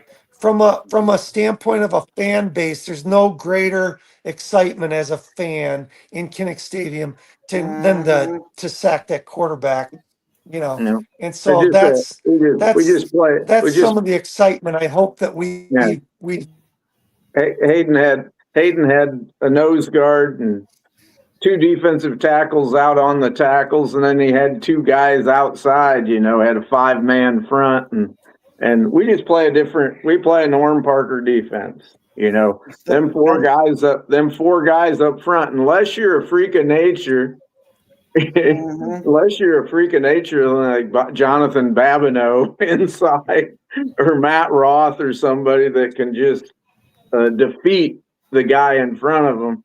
Their job is to tie up those 5 defensive linemen so the linebackers and the cash can make all the tackles. But bend don't break.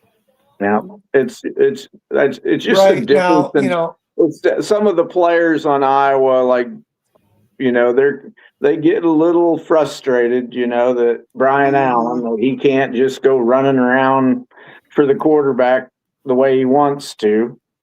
Right. And that's just not the way they're going to play it. So anyway, the thing with that defense though is I think that sometimes they got to face some double teams, and those D linemen last year to me were a little bit smaller. I mean, we lost Y.A. Black, and that guy's a giant, and that's my concern is, can they tie up that O line so that they can't get into the second level and affect our linebackers?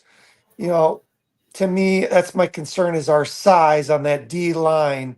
Do we have enough mass up there to affect we'll probably be so deficient on defense this year that we give up 14.8 points a game. I know it's not up to Phil Parker Phil Parker's 12.8 points a game. But our offense will probably average, I predicted in our bold position predictions last week that we would average 34 points a game on offense, which would be like the second or third highest ever. So maybe it'll balance out. Right. I said 16, and then I said giving up 16, but then I think like what Calvin said, like 30 some points a game. Yeah. If you look at all of our averages from 20 to last year, it's like, again, bend don't break defense. We all knew, from 20 to 25, we kind of knew some of the guys on the defensive line and linebackers. But then all of a sudden, okay, we're giving up less than 20 points a game. So that defense, everything will just even out, I think. Guys, I'll be very surprised if the defense is not decent, so. Right. Yeah. I say that. Hank, I'm sorry you left the show too early after I brought you up, Hank. I'm sorry, you could have been on. Guys, I'm gonna actually end the show now. I'm getting really tired and sleepy, and so I've been walking around trying to wake myself up. But this has been a good discussion. This could actually go on all night long. I hope not, because I got to get up at 3:30 in the morning for work. So I'm getting up at 4. So I'm gonna get up at 10:30 in the morning because I'm Kelvin, disabled. you do that. You sleep in Yeah, just like I am. Skyhawk will I'm bitterly. This is not acceptable to me. I'm sorry. I'm sorry. I'm an early riser. I want to ask the guy: is your name Corey? Somebody called you Corey. My name's Corey. Yeah, I went. I went to. I went to Kirkwood. I played golf at Kirkwood. Yeah, he was outed earlier, and I thought I recognized him as Corey. Right. This is what I ask every golfer, Corey. How many holes in one you got? I got 0. I'm talking to Corey. I know. I got 0. I've got it. I had it like this, but I can't. I haven't made one. Hey guys, I want to say something real quick. I got 4 of them. Okay, hey guys, I want to say something. I'm going to walk away from the show for now, but if you guys want to continue it, go for it. I don't really want to end it, but I feel like my part's done. But if you guys want to talk for a while, you'll just come back and shut her down. Yeah, that's up to Corey and Kyle. But I don't care. I can talk for a little bit more than that. I got to go. I'm having too much fun with Corey. I've always wanted to have him on the same show with him. But he's very knowledgeable. Given his point of view. Mm-hmm. Yeah, I do want to say one time I did try to go on Corey Brady's show. I was getting double feedback, and so I just told Corey, I said, I'm just going to say what I got to say and hang up because I'm so hurried because I'm hearing myself back. So, Corey, do you want to stay on any longer? Or? Sure. Yeah. I mean, for a few minutes. Yeah. Might as well. Yep. All righty. Yeah, we probably won't be on long, Dean. Yeah. So. All righty.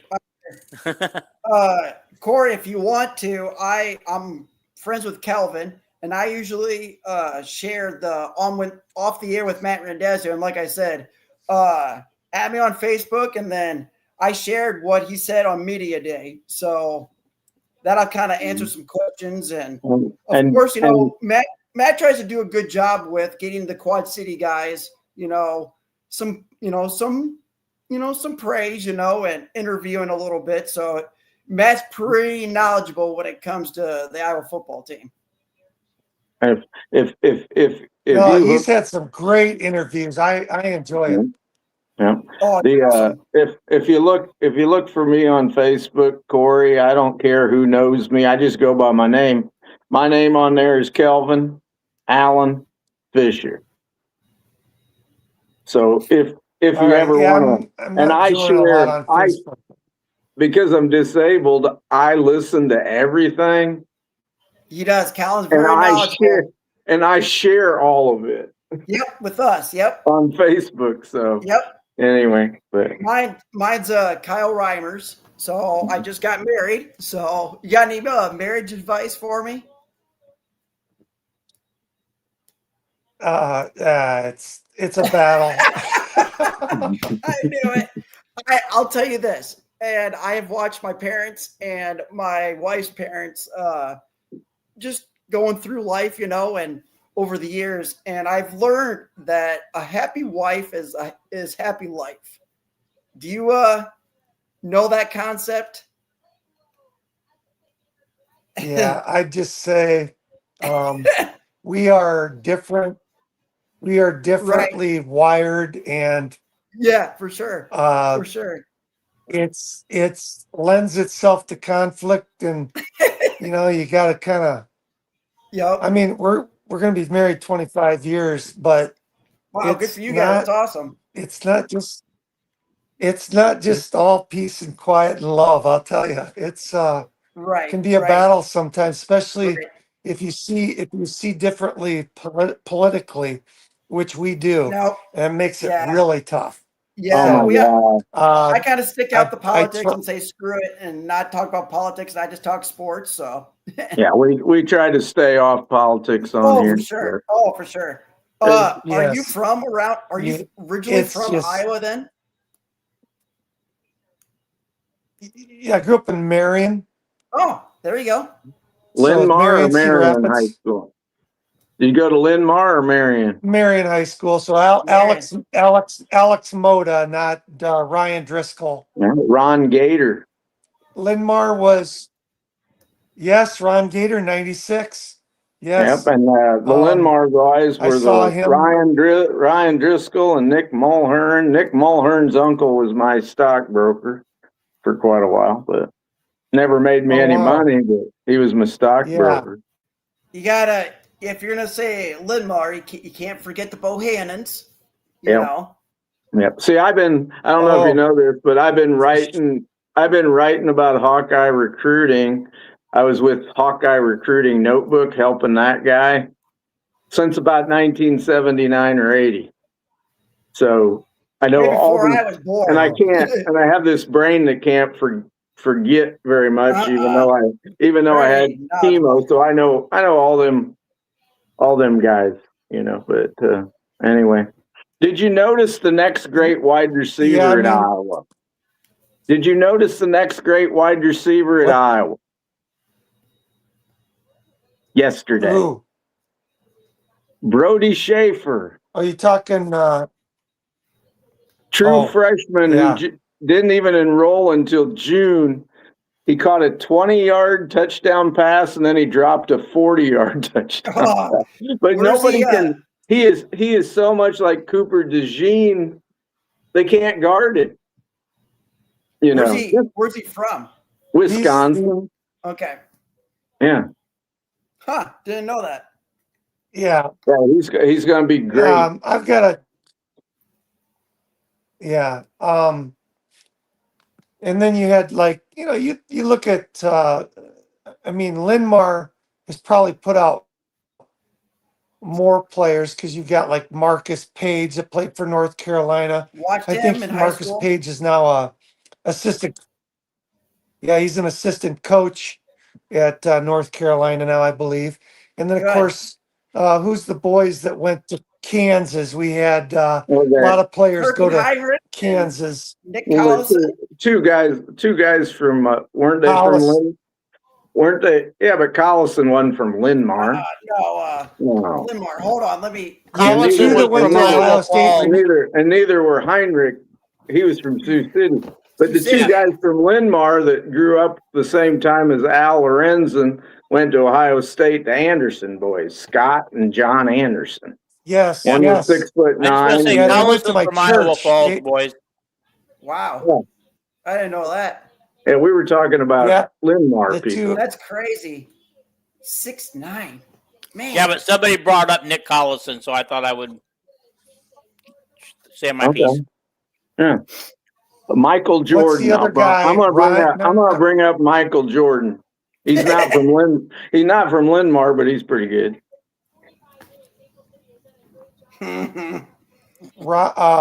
There was another guy, not Ryan.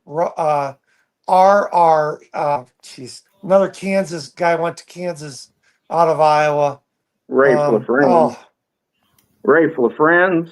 Yes. Yes, Rafe LaFrance. from Monona, MFL Marmac. MFL Marmac. Yeah, oh yeah. Yeah. Mm.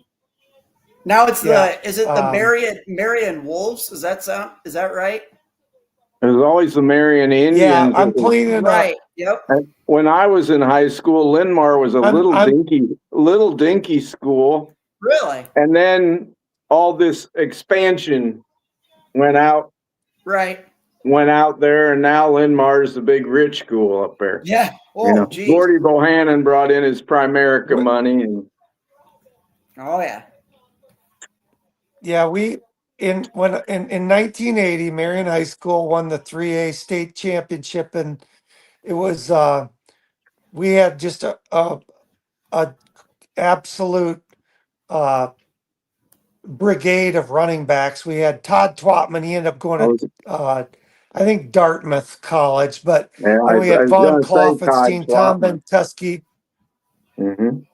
Yep. Todd Twatman, his dad was my principal. And when my dad was in the hospital, had to get a tracheotomy, I go in there, and on a random occasion to go, my dad's like, they want to give me a trach, and I told him no. And I said, well, hand the phone over to the nurse, Dad. So he hands the phone over to the nurse. I said, is he going to die if he doesn't get a trach? She said, yes. I said, well, give him a trach. She said, don't worry, we are.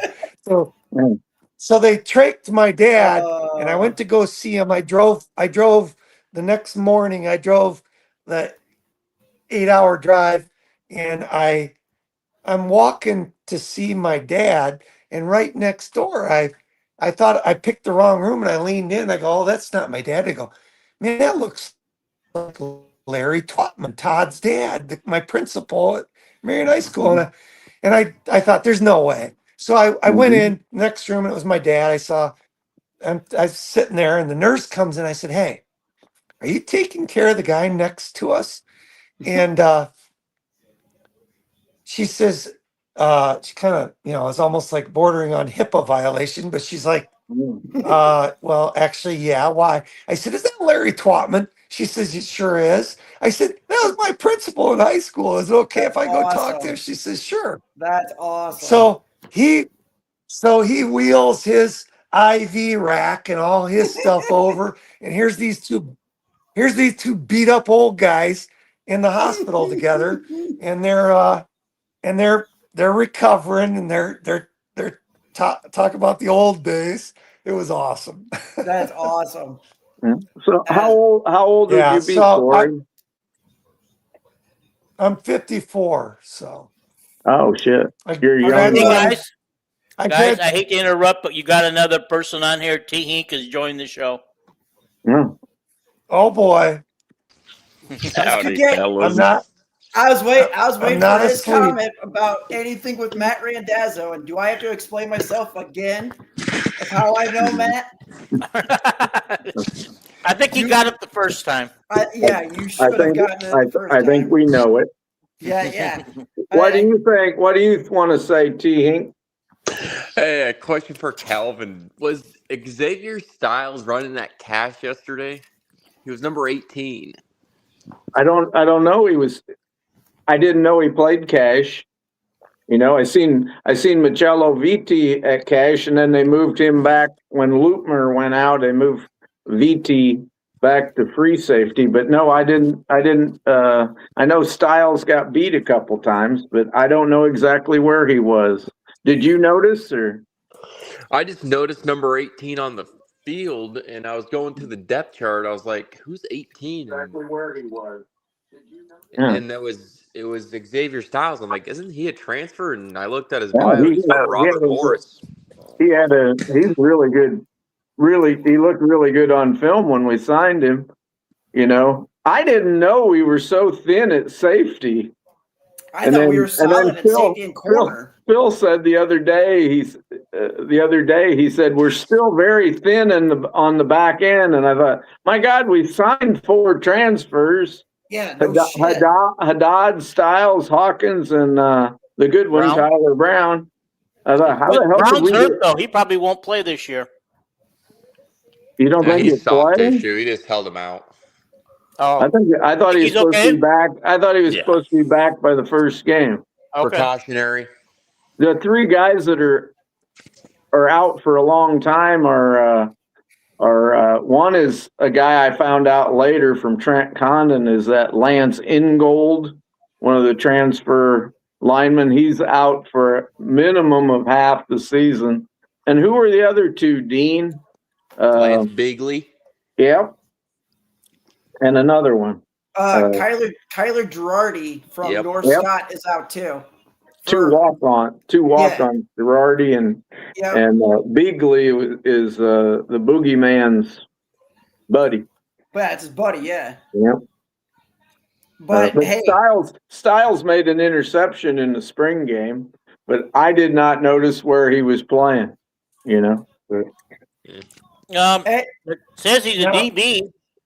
well, I know he's a DB, but he asked if he played cash on Saturday, and I said I don't know where he played on Saturday, but I know he played because somebody commented that Styles got beat on one of them throws, but it kind of looked like a lot of our DBs got beat yesterday at They times. said that what's his name? Vidi?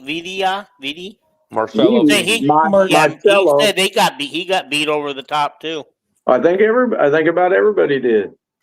You know, that's why I thought it. The first spring game I ever went to was Hayden's second year, and Gordy Bohannon and Phil Seuss was in his last year, and they had another guy, Riccardi or something like that, was another California junior college quarterback, and Pete Gales, and Hayden was throwing like 80-yard bombs for touchdowns in that game. And when I left, I thought to myself, I was only like 18 years old. I think that was all orchestrated to get the fans excited, you know, and I kind of have this kind of funny feeling that yesterday was just a little bit orchestrated because our defensive backs ain't that bad. But. Yeah. no. Well, I don't want Kirk holding back in our first three games because our quarterbacks and everybody else needs a lot of experience. We got to get up to game speed by Michigan. And I think Tim Lester will call the plays, so I don't think have to worry too much. 100%. Before I go, since I have to get up at 3:30, you know, the ass crack of dawn. But T Hank, I actually on my Facebook I shared what Dazzo said up at the media day. So if you get a chance, definitely watch it. Okay. Yeah, that okay. And I'll say this because I've known Matt since I was in high school, which was well over 20 years.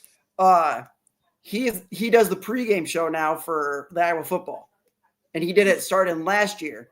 And he was at Channel 8 for 25 years, and then him and his buddy got decided, hey, why don't we start this like podcast? Well, Matt he's from the Quad Cities, which is where I'm from. He went to Alleman, so he's got a lot of background. Being an Illinois, broadcaster, he is a huge Iowa fan, and so if I was you, definitely listen to what he's got. And the people that he gets on for guests are insane. You get Julian Vandervelde, you get Pat Anger. He had Chuck Long on. I can keep going, but like I said, please definitely listen to him. He knows his stuff. And Sure. T Hank, I think, comments on there once in a while. Yeah, he always gives me a bunch of shit. So I was like, well, you know, There's some guy just give him the resource right now. There's some guy named Marvin on there, and every single day he keeps asking Randazzo about some goddamn professional wrestling. It's not even man. I put in there in a comment, that ain't even a sport. He does. Yeah, I know you're talking about Marvin. Yeah. Yeah, what the hell? Marvin Johnson or something. Yeah. The one thing I appreciate about Randazzo is he does all of the Hawkeye stuff up front, and then the rest of it becomes whatever else he wants it to be. But the thing is, he actually spreads it out to Jake Bren does a really good job for Iowa State. Tyler Tatchman is part of the Iowa. He does a lot of Iowa basketball. Guy named Kyle, he does the Iowa women's basketball. Very knowledgeable. He's gone. Oh, has he gone? Yeah, they're trying to get somebody on before the first game. Oh, No, that's right. that's right. I think it's a different Kyle that's gone. He's Yeah. talking about Kyle Huseman with Tom Huseman, yeah. Kakert. Yeah, and Tom Kakert. I call when Kakert's on, I said it's the Pod Father. I call him the Pod Father. And when Huseman's on, I call him Big Amish because he's got a beard like an Amishman. Oh yeah, Kyle can pull that off. That is for damn sure. Yeah, those But, are. I was talking about the one of the sidekicks with Lysico, who works for the Register. I know. He I know covers who you were women's talking. basketball. I know who you were talking about. Is his name Tanner? I know. It doesn't I sound can't think right. of who it is either, but I just wanted to throw that Tyler out there. Tatchman is still part of the team, but I don't know who the That's Tyler. That's Tyler. Yeah. I think this other guy's name was Tanner that left. But Yeah, I think I know you were talking about Kelvin. I just can't think of his Yeah. name. But before I go, I was just letting T Hink know, hey, definitely look at his content. So yeah. But guys, thank you again. I will see you guys on Wednesday. Yep. So T Hink, you got any insights into the spring game that I missed? We missed. I can tell you who I want the starter to be. Now, is that going to be Kirk's option? What are you talking about? Not going to be Kirk's option? I'm saying the fans. Why does everybody think Kirk wants Brown as quarterback? Because the fans want risk averse. Wants Helinski, and they think that Kirk will go just the opposite of the fans. That's what some thinking out there is. KF wants to slow it down, not throw the ball around the yard like Helinski does. I don't know. Kirk's had some quarterbacks that sure threw it around the yard dangerously. Stanzi Tate. It's advantage Hecklinski. I think at this point, as long as Hecklinski doesn't demonstrate. Yeah, Tim Lester's going to pick the quarterback unless it's a really close race, then Kirk will weigh in. And then you got Tom Moore. Am I live? Can you hear me? Yes, you're still live. Can you hear us? You can hear me? Okay. Just speak up whenever you want. In my opinion, I think Corey's muted. I can't hear Corey. I can hear him. I can hear him. Oh. Go ahead, Corey. Okay. But I think Kirk is settling into the idea of accepting Hecklinski if he demonstrates good decision making and he's not overly reckless. I think Kirk will pick Hecklinski in the end, and it's way too early to tell. We've got 10 more days? Yeah. Before Kirk said the quarterback that starts has to limit turnovers, and what else did he say about him? Move the team downfield. Moves the ball downfield. Anybody'd want a quarterback that don't throw a bunch of interceptions and moves the team downfield. I get a feel. The feel I get from Hecklinski is a Drew Tate or a kind of Drew Tate was taller. Yeah. Everybody's taller. Well, yeah, but the ability to get outside the pocket and create some chaos for the defense. I like it. I like it. My question is can a quarterback that short with a line that's probably 6'4", 6'5", 6'6", see over that line? He didn't get any. He didn't get they any asked pass. him that he didn't question. Get any pass. He didn't get about any passes. his height, and he says, you just adapt. And he said, I don't even think about that part of it. I've been this height. I grew up. I matured to this height. I've been this height for a long time. And now, that said, he's been this height for all this time, but the players that he played against were shorter. He's playing against taller players. So there Yeah. is that. I was going to say that yesterday in the spring game, I just think getting him zero of his outside the pass, pocket zero of bodes his well pass. for him and can create some disruption as long as he can throw on the run, on a rollout. On yesterday, zero of his passes got knocked down. 4 of Hank Brown's did. So much for height, Yeah. Height's underrated because I'm 5'5", so. Yeah, I thought Pavia was a terrific quarterback last year, and he's 2 inches shorter than Hecklinski. So, Speaking of quarterbacks that got cut by the NFL, did you see that Gronk is back with the Dolphins? yep. And He and is good. I think he's going to make it because the 2 quarterbacks that supposedly had beat him out, Quinn Ewers was 1 out of Guys, 9, I got to ask you and this then question. and then the other What's guy your from the predictions other on guy. Caleb Johnson? Does he make it with the Steelers this year or what? No, I mean, they got rid I of think what he's was his name? gone. Longwell. I think he's gone. They drafted a guy that's having a pretty good. He had a pretty good game. and Caleb just don't They fit. had an Army Don't guy, fit the NFL and too then they good. got another guy. Mhm. I feel bad for Caleb. I hope that he finds a spot somewhere. He had a tough start.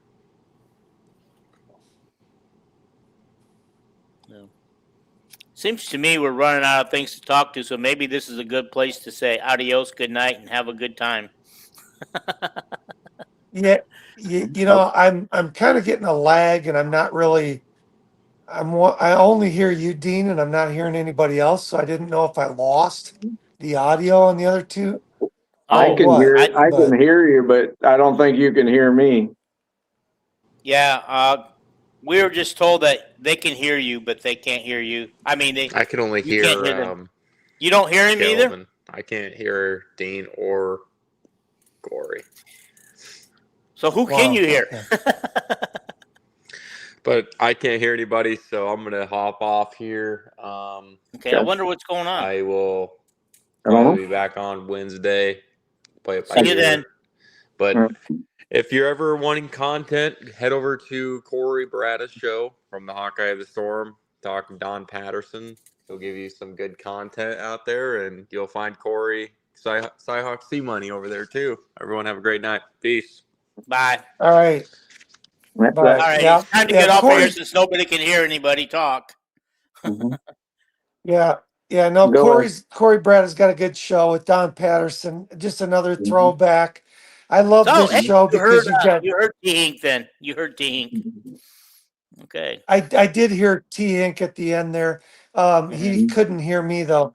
But I just love the throwbacks to the old school Iowa football. That's as a youngster, I mean, we used to throw the football out in the street and hope that we'd get hit by cars because we were getting beat by Nebraska 48 zip with Mike Rozier and Tommy Frazier and Coach Osborne and here comes Hayden Fry and we start building something. So I'll always cherish Hawkeye football. It'll always be a part of me, and that's why I got my season tickets, and I'm stoked. I'm ready to go. So let's go Hawkeyes. All right, go Hawks. We'll see everybody Wednesday night. Cyhawk, you're welcome to come back anytime. Okay, thanks guys. Really enjoyed it, and I will always tune in, whether I jump on or not. I will always be tuned in. So thank you. All Great right, show. take care. All right, you too.